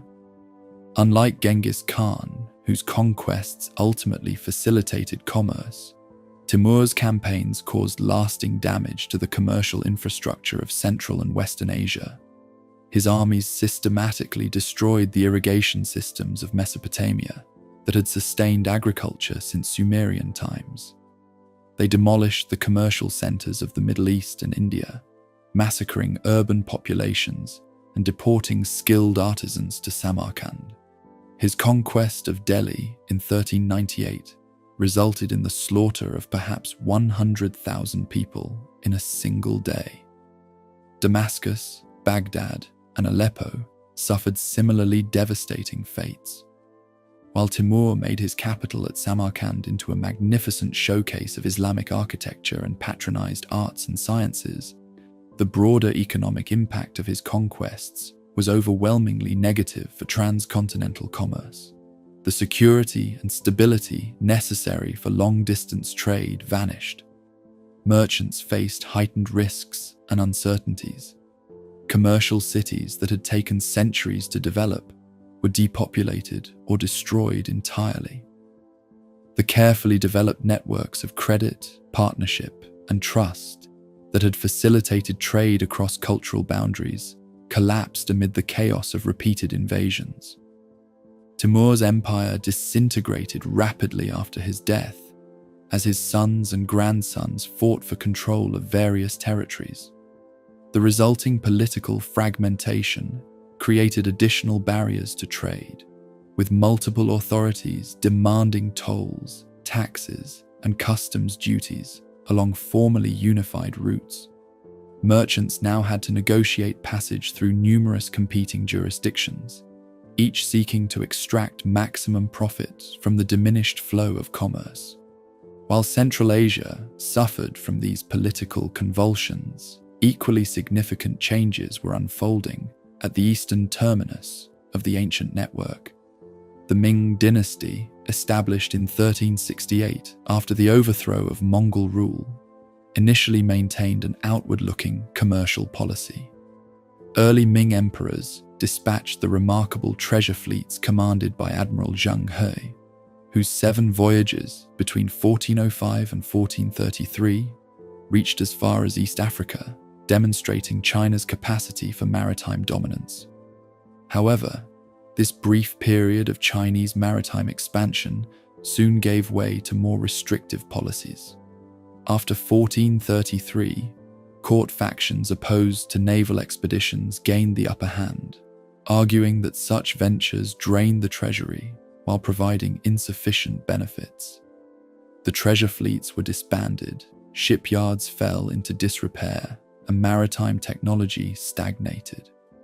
While private Chinese merchants continued overseas trade, they did so without state support and in the face of increasing restrictions. The Ming government gradually implemented a more controlled approach to foreign commerce, known as the tributary trade system. Foreign merchants could trade only at designated ports at specified times, and after acknowledging Chinese imperial supremacy through ritual kowtowing and tribute offerings. This system provided the Ming court with political prestige, while allowing it to regulate the flow of goods and people across its borders. For practical purposes, it made trade with China more complicated, more expensive, and less attractive to foreign merchants. This inward turn reflected deeper shifts in Chinese strategic priorities. The primary security concern for Ming rulers was not controlling distant trade routes, but defending against Mongol threats from the north. They invested enormous resources in renovating and extending the Great Wall, rather than maintaining the overland commercial corridors that had connected China to Central Asia. The Hexi Corridor and other Western approaches received less attention and protection than during earlier dynasties. At the western end of the ancient network, another imperial power was rising with momentous consequences for Eurasian exchange. The Ottoman Turks, emerging from Anatolia, conquered Constantinople in 1453, extinguishing the 1,000-year Byzantine Empire and controlling access between the Black Sea and the Mediterranean. By the early 16th century, Ottoman territories encompassed most of the Middle East, North Africa, and southeastern Europe, territories that had been essential links in the transcontinental commercial chain. The Ottoman conquest initially disrupted established trading patterns, particularly for Italian merchants who had developed special relationships with Byzantine authorities. However, the Ottomans soon recognized the value of facilitating and taxing commerce through their territories. Under Mehmed II and his successors, Constantinople was revitalized as a commercial center, with new markets, caravanserais, and port facilities. The Ottomans generally protected foreign merchants operating within their domains, though they extracted substantial revenues through customs duties and required permits. Yet even as the Ottomans consolidated control over traditional trade centers, so their expansion created strategic challenges for European commercial interests. Venetian and Genoese merchants, who had dominated trade with the East for centuries, found their privileged positions threatened by Ottoman policies favoring Muslim traders. The flow of Asian goods to Europe remained substantial, but European merchants faced higher costs and greater uncertainties when operating in Ottoman territories. These changing conditions at both ends of the ancient commercial network, Ming isolationism in the East and Ottoman control in the West, might have led to adjustments and adaptations within the traditional system. However, a more fundamental challenge was emerging that would ultimately render the ancient overland passages secondary to newer maritime connections: European oceanic exploration. The Portuguese led this maritime revolution, driven by a combination of commercial ambition, religious zeal, and technological innovation. Under Prince Henry the Navigator in the early 15th century, Portuguese captains began methodically exploring the African coastline, improving ship designs and navigation techniques with each voyage. Their ultimate goal was to circumvent Muslim-controlled trade routes and establish direct contact with the sources of Asian wealth. This quest reached its first major milestone in 1488, when Bartolomeu Dias rounded the Cape of Good Hope at Africa's southern tip. A decade later, Vasco da Gama completed the journey to India, reaching Calicut in May 1498 and returning to Portugal with a cargo of spices that yielded a staggering 6,000% profit. This successful voyage demonstrated the commercial viability of the long sea route to Asia, bypassing the complex chain of middlemen that had characterized the traditional network. The Portuguese quickly leveraged this breakthrough, establishing a chain of fortified trading posts from East Africa to the Spice Islands, modern Indonesia, Macau, and Japan. Their strategy emphasized naval power rather than territorial control, using superior ships and gunpowder weapons to dominate key maritime choke points and extract favorable trading terms from local rulers. The Estado de India, as this maritime empire was known, fundamentally altered the economics of Eurasian trade. When direct comparison became possible, the cost advantages of maritime shipping over land transport proved decisive. A Venetian merchant bringing pepper from Alexandria to Venice in the traditional manner paid approximately 70% of the pepper's value in transportation and transaction costs. The Portuguese, shipping directly from Chang'an in India to Lisbon, incurred costs of only about 30%. This differential meant that even with the longer journey time by sea, European merchants could deliver Asian goods more cheaply via the Cape route than through the Middle East. The Spanish soon joined the maritime competition, sponsoring Christopher Columbus's attempt to reach Asia by sailing westward across the Atlantic. Though Columbus encountered the Americas instead, the Spanish quickly established their own global maritime empire. The circumnavigation of the globe by Ferdinand Magellan's expedition in 1519 to 1522 symbolized the new reality of oceanic connectivity, even as the excessive costs and casualties of this pioneering voyage demonstrated its practical limitations. By the mid-16th century, a significant portion of the luxury goods that had once traversed the ancient pathways connecting China and the Mediterranean now moved by sea. Portuguese carracks and galleons carried Chinese silk and porcelain, Indian cotton and spices, and Southeast Asian aromatics directly to European ports. The overland routes continued to function, but handled a diminishing share of east-west commerce as merchants and consumers adjusted to the new economic realities. This maritime revolution had profound implications for the societies that had specialized in facilitating overland trade. Cities like Venice and Genoa, whose prosperity had depended on their role as gateways for Asian goods entering Europe, faced relative decline as trade shifted to Atlantic ports like Lisbon, Seville, and later Amsterdam and London. The commercial cities of the Middle East and Central Asia suffered even more dramatic reversals as they found themselves increasingly marginalized in the emerging global economy. The gradual eclipse of the ancient overland network should not be seen as a sudden collapse, but rather as a centuries-long process of adaptation and realignment. Even as maritime connections gained prominence, certain high-value, low-volume luxury goods continued to move along traditional channels.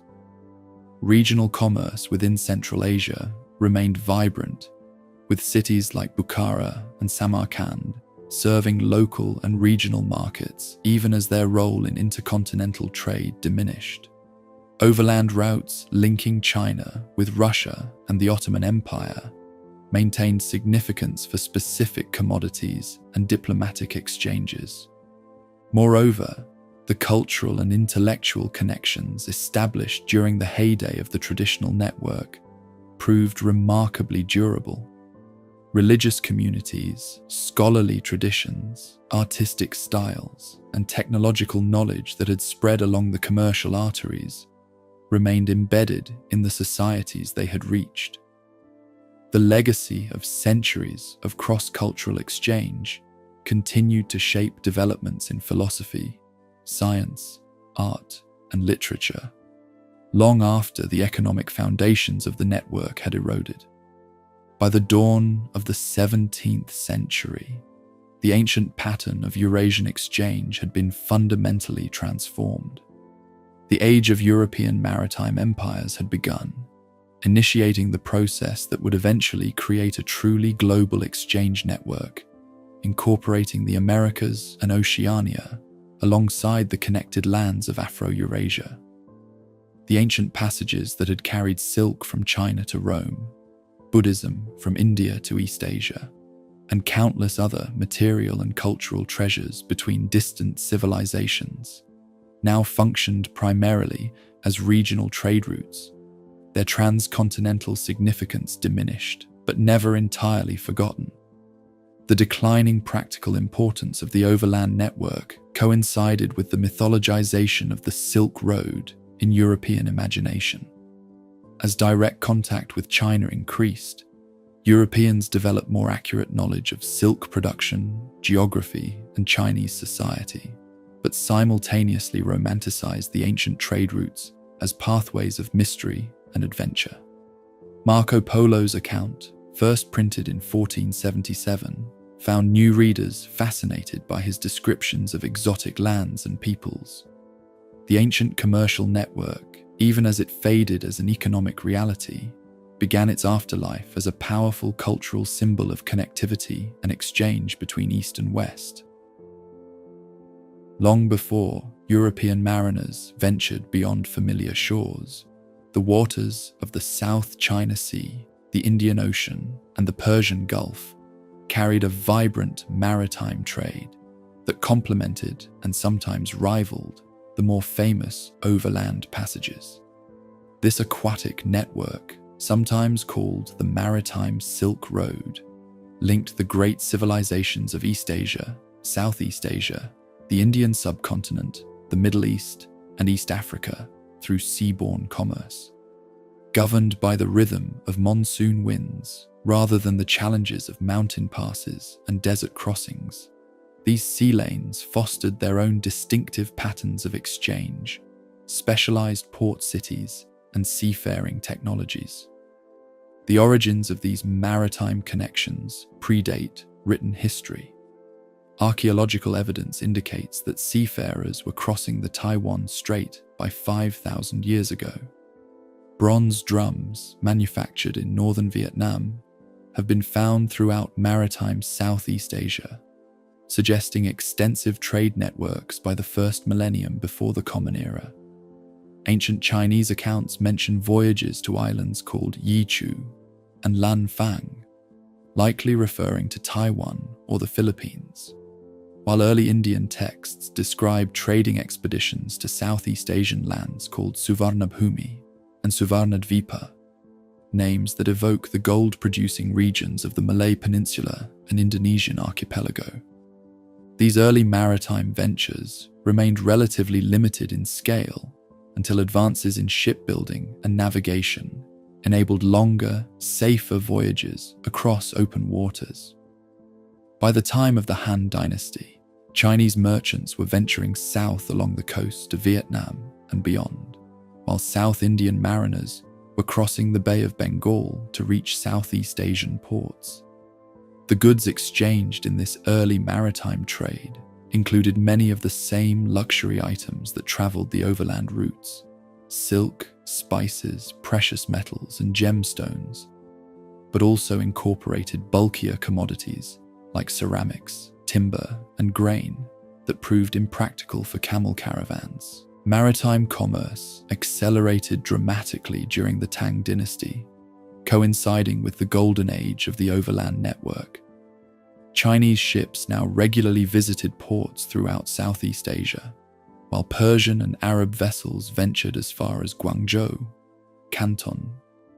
The Tang established maritime customs offices at major ports like Guangzhou, Hangzhou, and Yangzhou to regulate and tax this burgeoning trade. These cities developed large foreign quarters where merchants from distant lands established semi-permanent communities, complete with their own places of worship, markets, and legal arrangements. The monsoon wind pattern dictated the rhythm of this maritime commerce. From April to August, the southwest monsoon enabled ships to sail from Arabia and India to China. From November to February, the northeast monsoon facilitated the return journey. This natural cycle created a predictable schedule for departures and arrivals, with ships spending several months in foreign ports waiting for favorable winds. During these extended stays, merchants not only conducted business, but also exchanged religious ideas, cultural practices, and technologies with local populations. The prominence of the maritime routes grew substantially after the fall of the Tang dynasty, when Chinese attention shifted increasingly toward the sea. The Song dynasty, having lost control of the northern overland routes to nomadic peoples, actively promoted maritime commerce as an alternative revenue source. They developed China's first permanent navy, improved harbor facilities, and established maritime trade superintendencies in major ports. The southern Song capital of Hangzhou became a magnificent maritime commercial center, described by Marco Polo as the finest and most splendid city in the world. Song dynasty technological innovations transformed maritime capabilities. Chinese shipwrights developed the stern post rudder, watertight compartments, and multiple masts with adjustable sails, creating vessels far more maneuverable and seaworthy than their predecessors. The Chinese mariner's compass, first employed for navigation during this period, revolutionized seafaring by enabling captains to determine direction without reference to landmarks or celestial bodies, a crucial advantage during overcast conditions or on the open ocean. The junk, China's distinctive ship design with its high stern, flat bottom, and battened sails, emerged as the dominant vessel type in East Asian waters. These ships came in various sizes, from small coastal craft to massive treasure ships that would later carry Admiral Zheng He's expeditions across the Indian Ocean. Their compartmentalized hulls could carry diverse cargoes while providing safety in case of leaks, and their adjustable sails allowed efficient operation with minimal crew. These innovative vessels gave Chinese merchants significant advantages in maritime commerce. While the Chinese dominated the eastern sections of the maritime network, the western portions saw the rise of successive trading powers. During the early centuries of the Common Era, merchants from the Greco-Roman world sailed from Egyptian Red Sea ports to India, as documented in the Periplus of the Erythraean Sea. The Aksumite kingdom in Ethiopia and Sassanid Persia later controlled significant portions of this western trade. Following the rise of Islam, Arab and Persian Muslim merchants gradually established commercial hegemony throughout the Indian Ocean, forming a maritime trade diaspora that stretched from East Africa to Southeast Asia. Between these eastern and western maritime spheres lay the crucial Strait of Malacca, a narrow passage between the Malay Peninsula and Sumatra that serves as the primary shipping channel between the Indian Ocean and the South China Sea. Control of this strategic choke point brought enormous wealth to successive Southeast Asian empires. The Srivijaya Empire dominated the strait from the 7th to 13th centuries, followed by the Majapahit Empire and later the Malacca Sultanate. These states derived their power not from large territories or armies, but from their ability to regulate and profit from maritime commerce passing through their waters. Specialized port cities emerged throughout the network to facilitate exchange between different maritime trading zones. Places like Palembang, Malacca, Hormuz, and Kilwa functioned as entrepôts where goods were transferred between different regional circuits. Currencies were exchanged, and merchants from diverse backgrounds negotiated deals. These cities typically operated with considerable autonomy from inland political authorities, developing cosmopolitan cultures and pragmatic legal systems designed to accommodate foreign traders. Religious ideas spread extensively along these maritime passages. Muslim, Arab, and Persian merchants established Islam throughout maritime Southeast Asia, gradually converting local rulers who saw advantages in joining the international Muslim commercial community. Chinese merchants brought Confucian cultural norms and sometimes Buddhist beliefs to overseas Chinese communities in Southeast Asia. Hindu and Buddhist influences from India had already transformed the religious landscape of much of Southeast Asia during earlier centuries of maritime contact. The diversity of goods exchanged along the maritime Silk Road exceeded even that of its overland counterpart. Chinese silks and porcelains traveled west, while Indian cotton textiles, Arabian incense, and African ivory moved east. Southeast Asian spices, especially cloves, nutmeg, and mace from the remote Maluku Islands, commanded extraordinary prices in both Chinese and European markets. Exotic animals, medicinal herbs, tropical hardwoods, and precious metals circulated throughout the network, enriching the material cultures of participating societies. The most remarkable chapter in the history of the maritime Silk Road began in the early 15th century with the treasure voyages commanded by Admiral Zheng He. Between 1405 and 1433, this Chinese Muslim eunuch led 7 massive naval expeditions through Southeast Asian waters to India, the Persian Gulf, and the East African coast. The scale of these ventures dwarfed contemporary European explorations. Zheng He's fleet included ships measuring 400 feet in length, several times larger than Columbus's vessels. and the entire expedition comprised up to 300 ships and 28,000 men. These voyages combined multiple objectives: establishing Chinese diplomatic dominance through an elaborate tributary system, conducting trade, collecting exotic treasures and curiosities for the Ming court, gathering intelligence about distant lands, and projecting imperial power throughout the Indian Ocean world.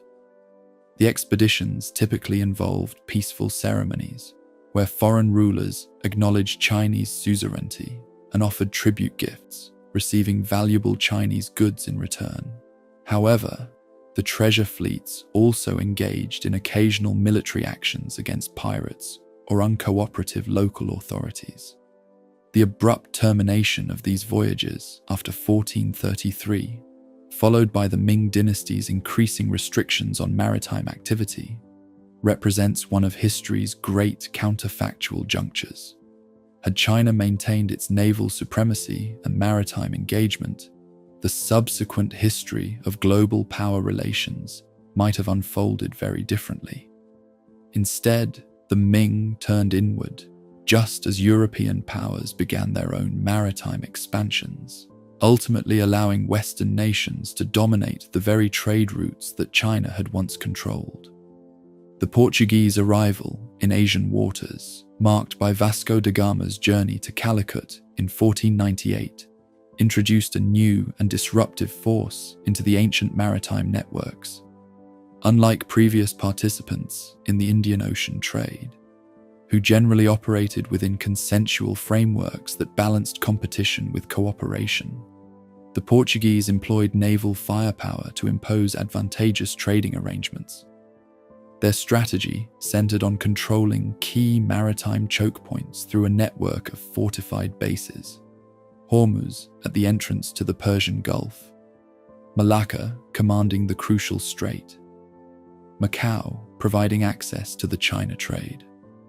Portuguese carracks, though smaller than the largest Chinese vessels, carried formidable artillery that transformed maritime power dynamics. Traditional trading ships in the Indian Ocean had carried minimal armaments, as the commercial system had operated largely without naval warfare. The Portuguese armed trading model, where commercial vessels doubled as warships, gave them disproportionate influence despite their limited numbers. Later, European entrants, the Spanish, Dutch, English, and French, would adopt and refine this approach to carve out their own maritime empires. The impact of European intervention varied across the maritime Silk Road. In some regions, such as the Spice Islands, traditional trading patterns were completely disrupted by European monopolistic practices and forced cultivation systems. Elsewhere, Asian merchants adapted to the new circumstances, sometimes forming alliances with European powers, or finding niches where they maintained competitive advantages. Particularly successful were diaspora trading communities like the Parsis, Gujaratis, and overseas Chinese, who often served as middlemen between European companies and local producers. The Portuguese and subsequent European powers established direct maritime connections between Asia and Europe via the Cape of Good Hope, and later between Asia and the Americas across the Pacific. These new global linkages gradually transformed the ancient maritime Silk Road from a largely self-contained Asian trading system into components of an emerging worldwide network. Ports that had primarily served regional commerce now became nodes in truly global supply chains, handling goods destined for consumers on distant continents. By the 18th century, the traditional maritime passages had been fully incorporated into the European-dominated global trading system. Spanish galleons connected Manila with Acapulco, carrying Asian goods to the Americas and American silver to China. The English East India Company shipped Chinese tea to Britain and Indian cotton textiles to Africa and the Americas. Dutch vessels brought Indonesian spices to Amsterdam for redistribution throughout Europe. The ancient patterns of Asian maritime trade had not disappeared, but had been subordinated to and integrated within a new economic order structured around European interests. The legacy of the maritime Silk Road endures in numerous aspects of our modern world. The multicultural port cities it fostered, Singapore, Hong Kong, Mumbai, Dubai, remain vital hubs in today's global economy. The diverse cuisines of coastal regions throughout Asia and East Africa reflect centuries of maritime cultural exchange through their distinctive combinations of ingredients and techniques. Religious landscapes spanning from East Africa to Indonesia bear the imprint of conversions that followed trading connections. Even the contemporary maritime shipping industry, with its specialized ports, international legal frameworks, and interconnected supply chains, builds upon foundations established along these ancient routes. In recent decades, rising Asian economies, particularly China, have invoked the maritime Silk Road as both historical precedent and metaphor for their growing engagement with the wider world. China's Belt and Road Initiative explicitly references both the overland and maritime dimensions of the ancient trading networks as models for contemporary infrastructure development and economic integration. This conscious recall of the ancient passages suggests that their significance extends beyond mere historical interest to encompass enduring aspirations for Eurasian connectivity and prosperity. The story of the maritime Silk Road complements and complicates the narrative of its overland counterpart.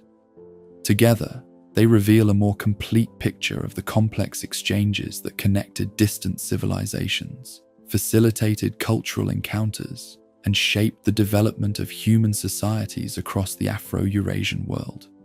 The maritime dimension reminds us that the ancient networks operated in multiple environments, adapted to diverse challenges, and created varied patterns of interaction, a flexibility and multiplicity that characterized globalization long before the modern era. Behind the grand historical narratives of imperial conquests, religious transmissions, and commercial innovations lies the human dimension of the ancient network, the daily experiences of the countless individuals who made their lives along these storied passages. From the merchants who guided camel caravans across treacherous terrain, to the innkeepers who offered them shelter, from the farmers who fed traveling strangers, to the artisans who crafted goods for distant markets, these ordinary people collectively sustained the extraordinary connections that link distant civilizations. The merchant's life embodied both tremendous opportunity and extreme risk. Most traders specialized in particular segments of the network, rather than traversing its entire length. A Sogdian merchant might travel the routes between Samarkand and Chang'an, while a Persian counterpart worked the passages from Mesopotamia to Central Asia. These regional specializations allowed traders to develop deep knowledge of local languages, customs, and market conditions, essential intelligence for successful commerce. Organization proved crucial for merchants attempting long-distance trade. Family partnerships represented the most common business structure, with male relatives stationed in different cities to form a commercial network bound by kinship ties.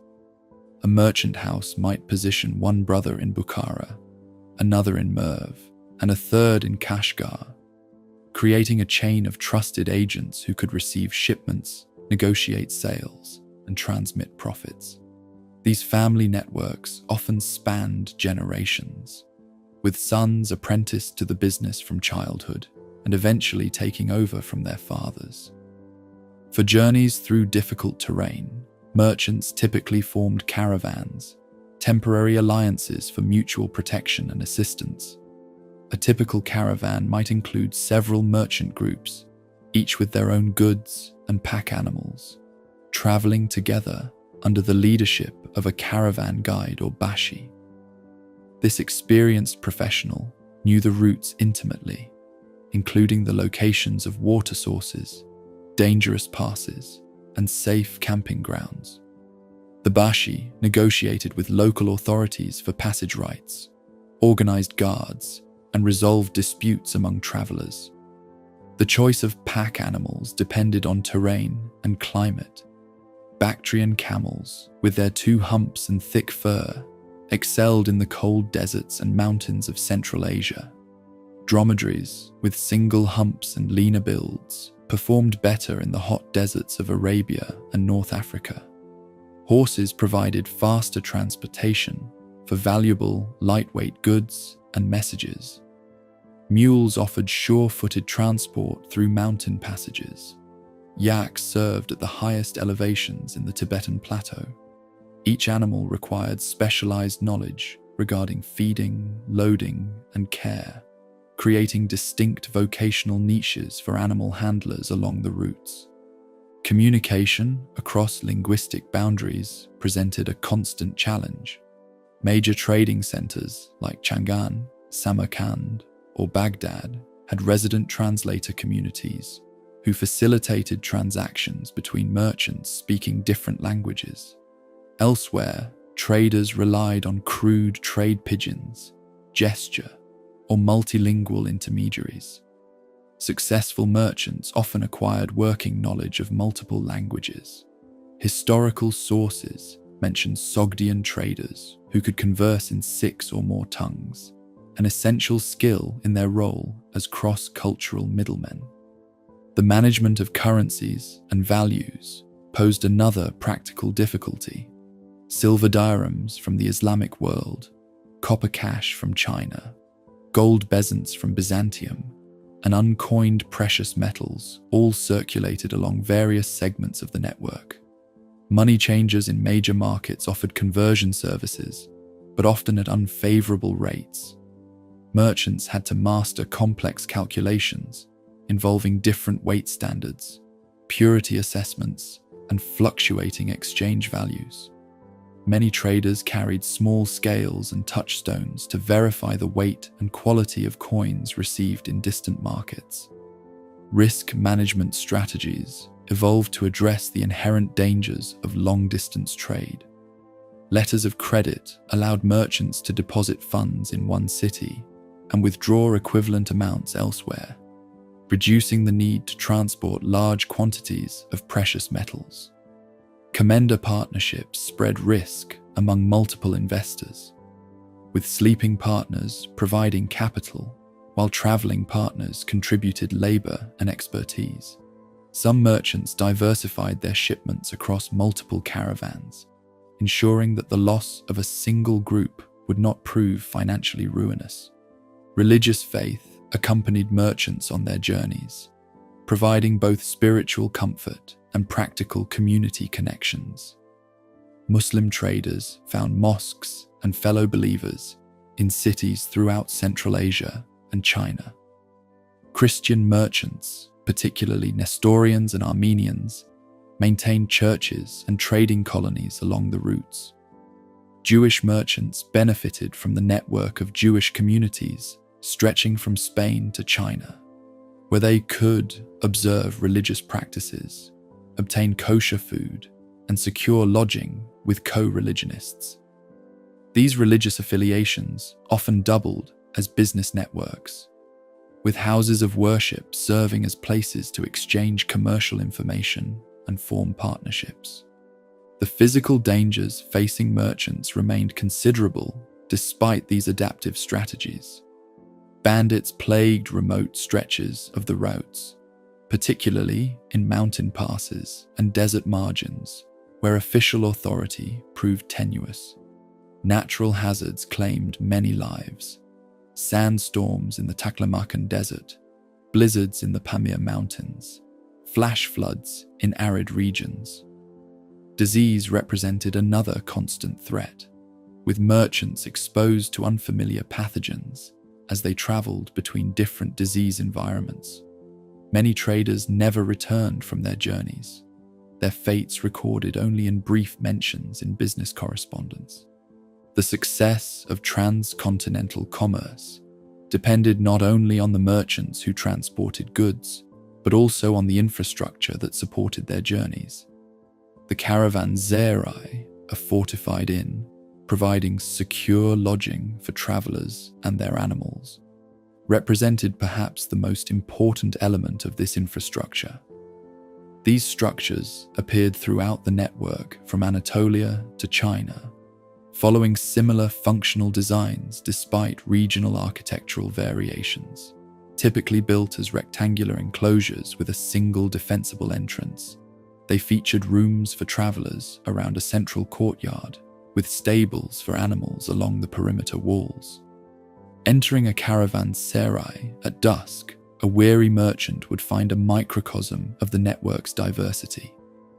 In the central courtyard, camel drivers watered and fed their animals while comparing information about conditions ahead. In small chambers along the walls, merchants from different regions secured their goods and prepared simple meals. In the common areas, travelers shared news from distant cities, political developments, market prices, religious events, creating an oral information network that transmitted intelligence across vast distances. Caravanserais provided more than merely shelter.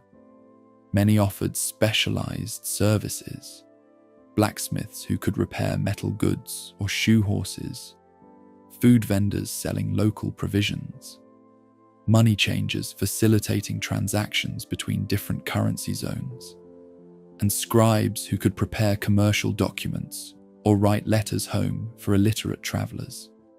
Some larger establishments included prayer rooms accommodating different faiths, bathhouses for ritual and practical cleanliness, and even entertainment in the form of musicians or storytellers. The operation of these essential institutions took various forms. Along major royal roads in the Persian and later Islamic empires, caravanserais often received state funding as public infrastructure, promoting commerce and demonstrating the ruler's concern for trade. Elsewhere, they functioned as private enterprises, generating profit through fees for lodging, secure storage, food, and services. In some regions, religious endowments, waqf in Islamic territories, supported caravanserais as charitable institutions, particularly along pilgrimage routes. The rhythm of arrival and departure at these way stations followed predictable patterns dictated by the practicalities of travel. Caravans typically departed in the pre-dawn hours, traveling during the cooler parts of the day. They aimed to reach the next caravanserai by late afternoon, allowing time to secure lodging, tend to animals, prepare meals, and conduct any necessary business before nightfall. This rhythm created a distinctive temporal geography along the routes, with predictable flows of travelers and goods through established points in the network. Between these nodes of commercial infrastructure lay diverse settled communities, whose lives became intertwined with the passing trade. Farmers in oasis settlements produced food for local consumption and for sale to travelers: grain, fruits, vegetables, and fodder for animals. Specialization within these agricultural zones often reflected commercial opportunities presented by the trade passages. Orchards of high-value fruits might replace basic grain production. Cotton cultivation could supply local textile workshops producing goods for distant markets. The environmental challenges facing these settled communities often proved formidable. In desert oasis settlements like Dunhuang or Turfan, elaborate irrigation systems channeled meltwater from distant mountains to support agriculture in nearly rainless conditions. These systems required constant maintenance and complex social organization to allocate water rights. The fragility of these environmental adaptations meant that political disruptions or natural disasters could rapidly render once prosperous settlements uninhabitable. Urban centers along the network developed distinctive spatial patterns reflecting their commercial functions. Markets typically occupied central locations, often with specialized sections for different categories of goods. Foreign merchant communities clustered in designated neighborhoods, sometimes with significant autonomy regarding internal governance. Religious buildings, temples, mosques, churches, synagogues, served both local populations and traveling merchants of various faiths. Administrative structures housed customs officials, tax collectors, and other authorities regulating commerce. Service economies flourished in these trading centers.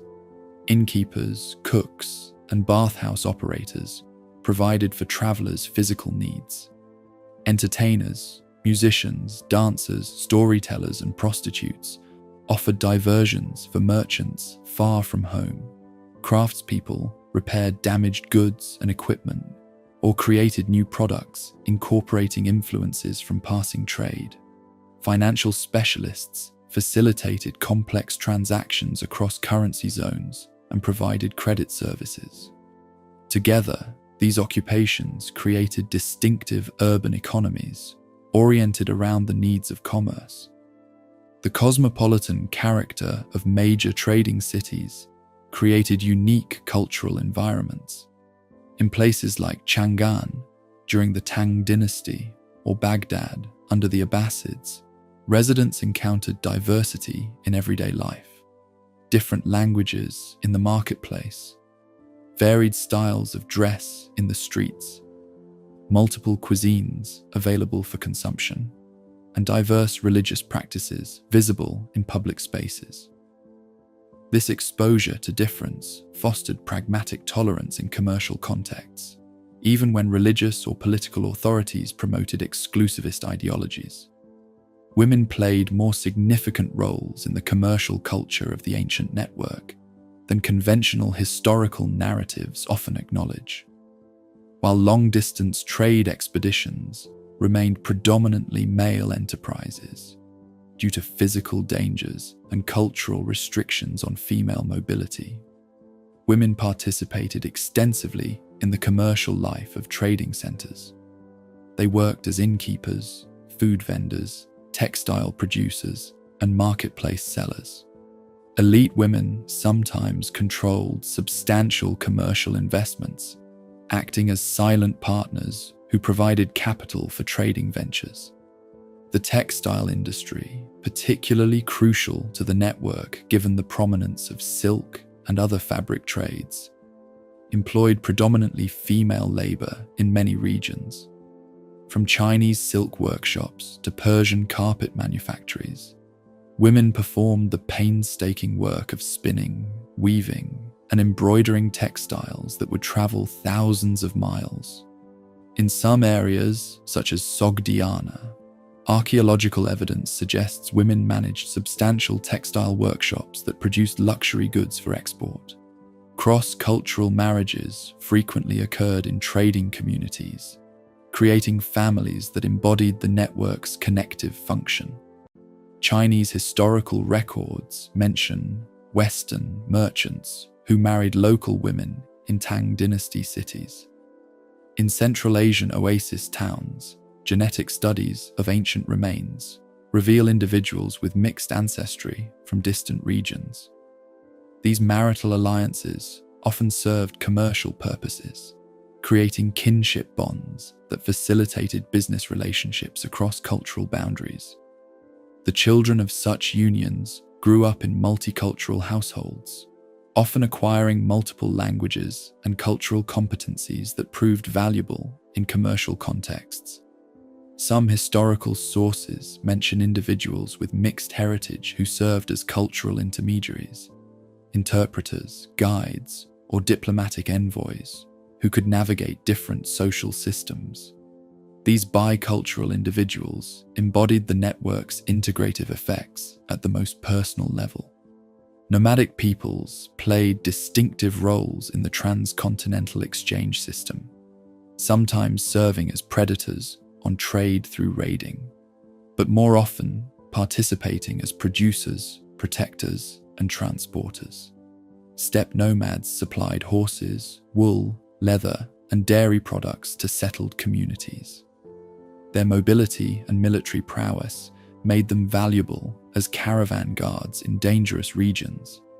Some nomadic groups specialized in transportation services, renting camels or serving as guides through territories they controlled. The relationship between nomadic groups and sedentary powers fluctuated between conflict and cooperation. During periods of strong central authority in China, Persia, or Central Asia, imperial governments often negotiated arrangements with nomadic leaders to ensure safe passage for caravans, sometimes paying substantial subsidies. When central authority weakened, nomadic groups might increase tolls, engage in more frequent raiding, or establish their own trading cities to capture commercial profits directly. The movement of people along the network created multicultural frontier zones where diverse populations interacted on a daily basis. In oasis cities like Turfan, Dunhuang, or Samarkand, archaeological and textual evidence reveals communities where multiple languages were spoken, various religious traditions practiced, and different culinary traditions maintained. These frontier societies developed pragmatic approaches to cultural difference, creating shared commercial spaces while maintaining distinct community identities. Environmental challenges shaped daily life along much of the network. Water management remained a constant preoccupation in arid regions, with elaborate systems of underground channels, cisterns, and irrigation networks requiring collective maintenance. Fuel scarcity affected cooking practices and heating options in desert regions. Extreme temperature variations between seasons necessitated adaptable architecture and seasonal adjustments to daily routines. These environmental constraints created distinctive regional adaptations in material culture and social organization. The transmission of disease represented one of the network's most significant but least intentional forms of exchange. Merchants and travelers unknowingly carried pathogens between previously isolated disease environments, occasionally with devastating consequences. The Justinian plague of the 6th century and the Black Death of the 14th likely spread along trade routes, causing demographic catastrophes. On a less apocalyptic scale, everyday travelers experienced illness as they encountered unfamiliar diseases, creating demand for medical practitioners who combined healing traditions from different regions.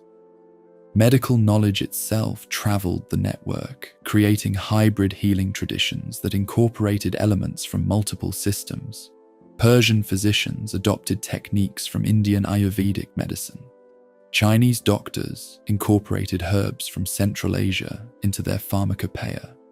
Greek medical theories traveled eastward, while Chinese concepts of pulse diagnosis moved west. Merchants often carried medical texts and substances as valuable trade goods, recognizing the universal demand for effective healing practices. Culinary exchange represented another aspect of daily life transformed by the network's connections. The movement of crops, peaches and apricots from China to the Mediterranean, citrus fruits from Southeast Asia to the Middle East, cotton from India to Central Asia, gradually altered agricultural patterns and diets across Eurasia. Spices from tropical regions became status symbols in distant kitchens. Cooking techniques and food preservation methods spread alongside ingredients, creating fusion cuisines in cosmopolitan trading centers. Entertainment and leisure activities in trading cities reflected cultural blending and commercial connections. Musicians incorporated instruments and melodies from distant regions into their performances. Board games like chess spread across cultural boundaries, evolving different rules and piece designs in various regions while maintaining their basic structure. Storytellers incorporated tales from distant lands into their repertoires, creating narrative traditions that combined elements from multiple cultural sources. Educational practices along the network often reflected commercial priorities. In many trading communities, young boys received practical instruction in arithmetic, weights and measures, geography, and foreign languages alongside religious education. Some merchant families sent sons to study in distant cities to gain language skills and commercial contacts. In cosmopolitan centers like Chang'an or Baghdad, educational institutions attracted students from diverse backgrounds, seeking specialized knowledge in fields ranging from astronomy to medicine to religious studies. For ordinary inhabitants of farming villages and small towns along the routes, the passing caravans brought occasional glimpses of a wider world. The arrival of merchants might offer opportunities to sell agricultural surplus, purchase small luxuries, or hear news from distant places. Local craftspeople might adapt designs from imported goods, gradually incorporating foreign motifs into local aesthetic traditions. Religious ideas and practices sometimes diffused from trading centers into surrounding rural areas through the activities of missionaries or returning local travelers. The archaeological record reveals the material dimensions of daily life along these passages. Excavations at sites like Penjikent in modern Tajikistan have uncovered ordinary houses with storage areas for trade goods, workshops producing export items, and wall paintings depicting merchant caravans and commercial activities. Personal possessions found in tombs and abandoned dwellings, ceramic vessels combining design elements from different regions, textiles incorporating diverse motifs, imported luxury items, testify to the network's influence on everyday material culture. Written sources provide glimpses of individual lives entangled with the commercial network. The Sogdian ancient letters, discovered in a watchtower near Dunhuang, include poignant personal correspondence alongside business matters. A merchant woman writes to her mother, complaining of abandonment by her husband, while another letter describes a community of Sogdian merchants forced to flee from unrest in northern China. These rare first-hand accounts humanize the abstract patterns of historical commerce. Religious structures along the routes served both practical and spiritual functions in daily life. Buddhist monasteries offered lodging to travelers while also serving as banks, storing valuables and facilitating money transfers between distant locations. Christian churches maintained guest quarters for co-religionist merchants. Mosques provided familiar spaces for prayer and ritual cleansing for Muslim traders far from home.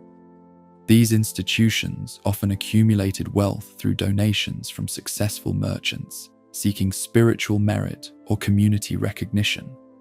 The rhythms of commercial life followed seasonal patterns dictated by climate and agricultural cycles.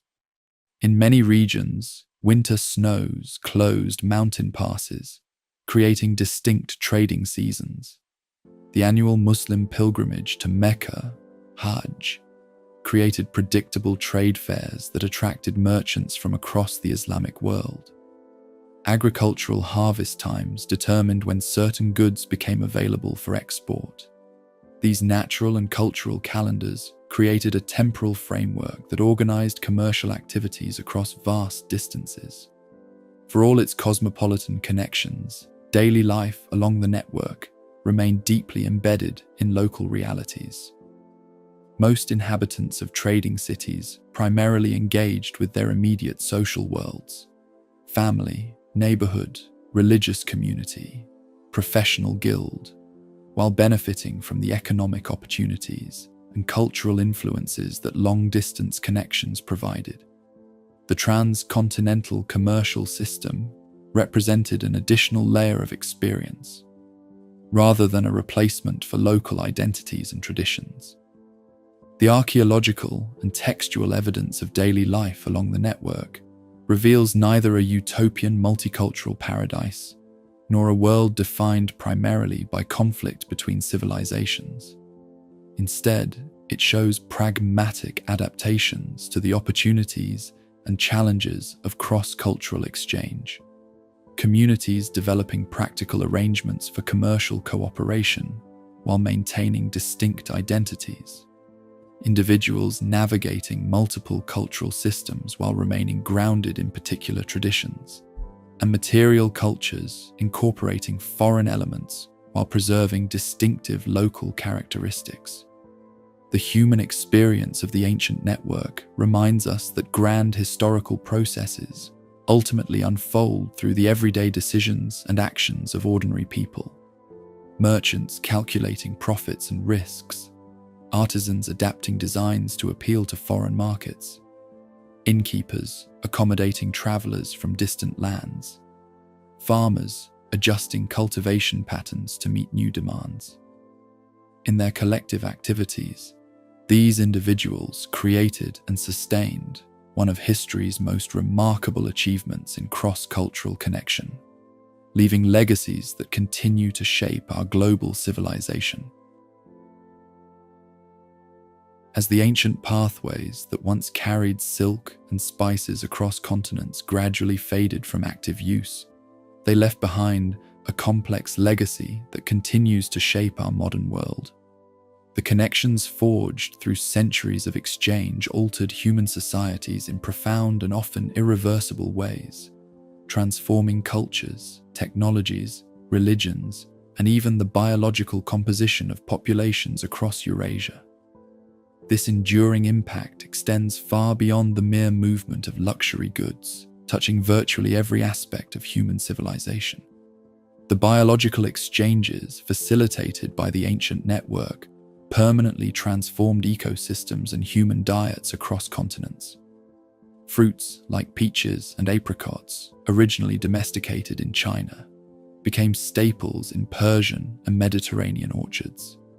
Citrus fruits traveled westward from Southeast Asia, eventually reaching Europe and later the Americas. Grapes and alfalfa moved eastward from the Mediterranean basin to China. Spices from the tropical regions of South and Southeast Asia became essential components of cuisines thousands of miles from their origins. These botanical transfers revolutionized agriculture across Eurasia, introducing new cultivation techniques alongside new crops. Persian irrigation systems spread eastward into Central Asia and westward across North Africa. Chinese agricultural innovations, like efficient iron plows and advanced rice cultivation methods, diffused to neighboring regions. These exchanges gradually transformed the diets and agricultural practices of entire civilizations, creating new culinary traditions that blended influences from distant regions. Disease organisms traveled alongside crops and commodities, sometimes with catastrophic consequences. The bubonic plague that devastated Eurasian populations in the 6th century, the Justinian plague, and again in the 14th century, the Black Death, spread along commercial pathways, carried by fleas on rats that stowed away in merchant caravans and ships. These pandemic events caused demographic collapses that transformed social structures, labor relations, and religious practices across vast territories. Human populations themselves mixed along these routes, creating genetic legacies that persist in modern populations. Recent genomic studies have revealed the extent of this biological exchange. Analysis of ancient DNA from burial sites along the network shows individuals with ancestry from distant regions, East Asian genetic markers in Central Asian populations, European markers in Chinese frontier communities, and complex patterns of admixture throughout the regions connected by trade. The cultural exchanges facilitated by these commercial networks transformed intellectual traditions across Eurasia. Mathematical concepts flowed in multiple directions. The Indian numerical system, including the crucial concept of zero, traveled westward through the Islamic world to Europe, while Chinese mathematical techniques moved into Central Asia. astronomical knowledge from Babylonian, Greek, Indian, and Chinese traditions circulated among scholarly communities, creating new synthetic understandings of celestial phenomena. The transcontinental movement of religious ideas profoundly reshaped spiritual landscapes across Eurasia.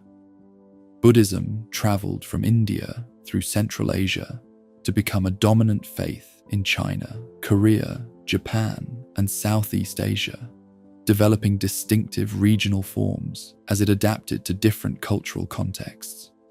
Christianity spread eastward along trade routes, establishing communities as far as China before later contractions.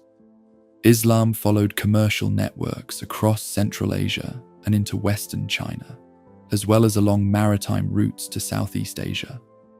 These religious transmissions created new cultural syntheses that remain visible in sacred architecture, artistic traditions, and religious practices across Asia. The Buddhist cave complexes at sites like Dunhuang, Bamiyan, and Ajanta display the evolution of religious imagery as it traveled across cultural boundaries. Islamic architectural styles incorporated elements from Byzantine, Persian, Central Asian, and Chinese traditions as the faith expanded along trade networks. Technologies diffused along these same pathways, often transforming societies that adopted them.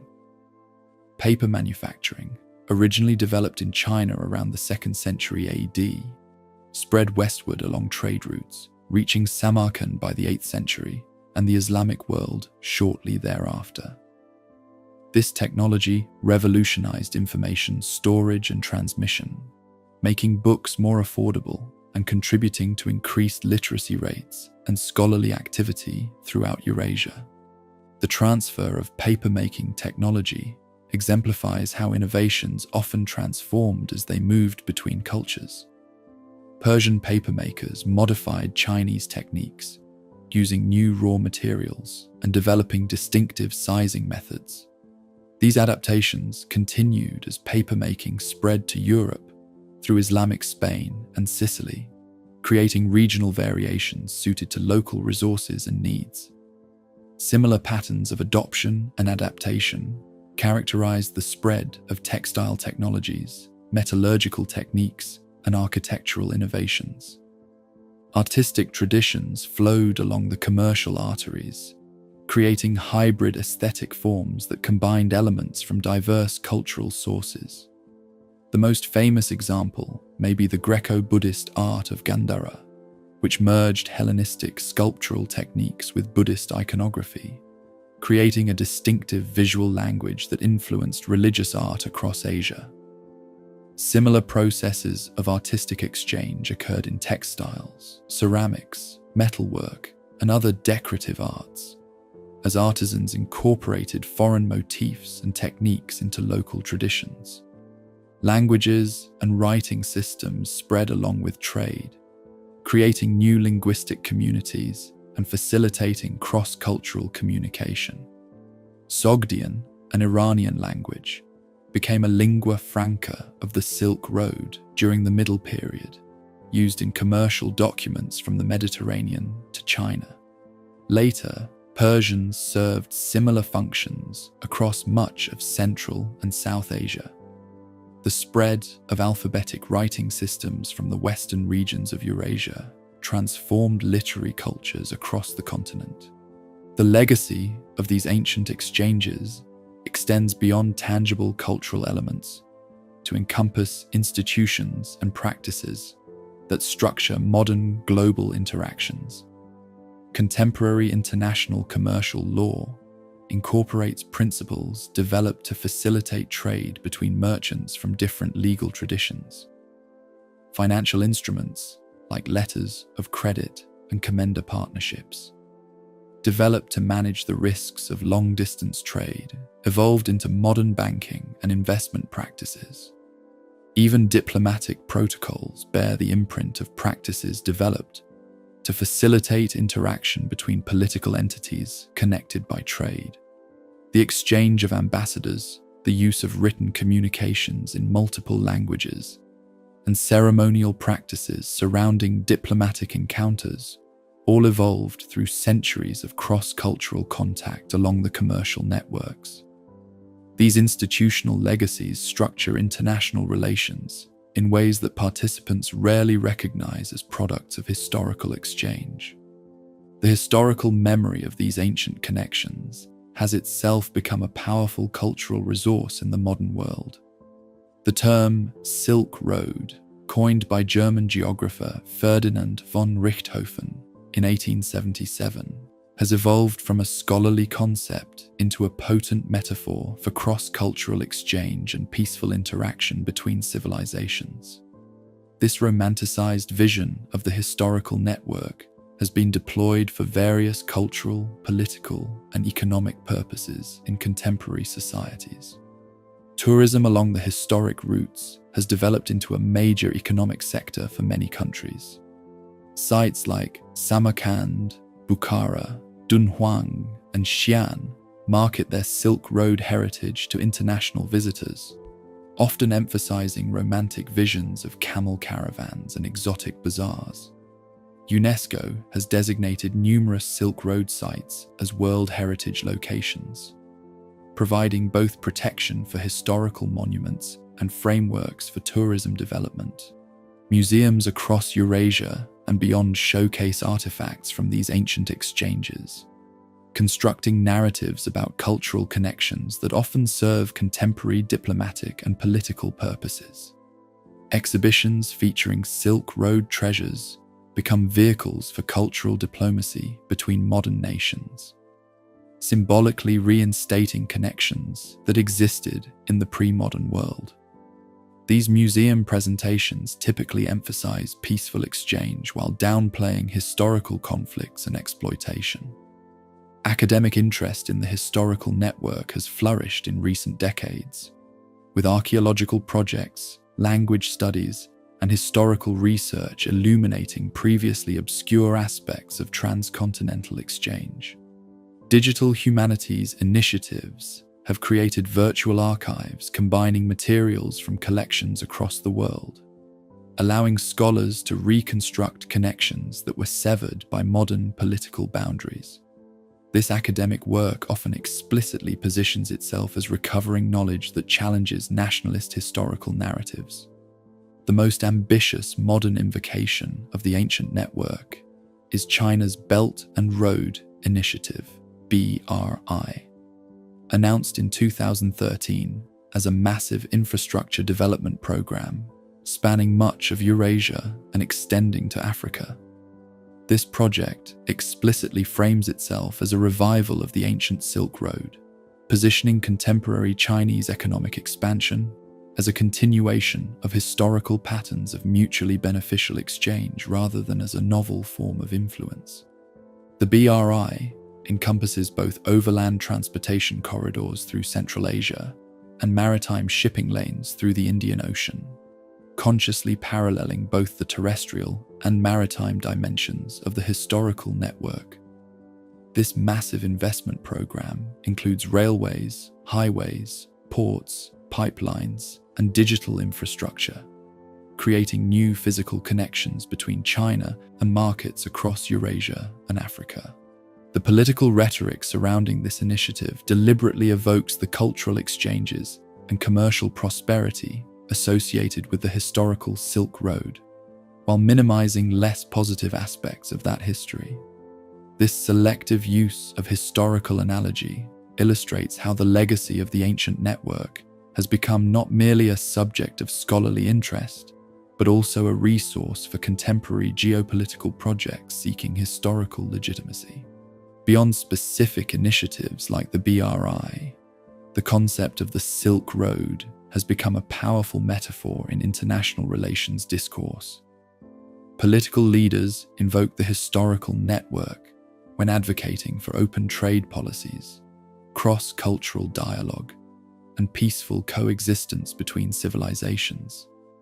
International organizations sponsor Silk Road, cultural festivals, academic conferences, and economic forums that frame contemporary globalization as a continuation of historical patterns of exchange. The environmental challenges facing many regions along the historic routes connect past and present in more material ways. The same water scarcity issues that ancient oasis settlements struggled with now confront modern cities in these regions, often exacerbated by climate change and population growth. Archaeological and historical research into traditional water management systems sometimes informs contemporary sustainability efforts in these arid landscapes.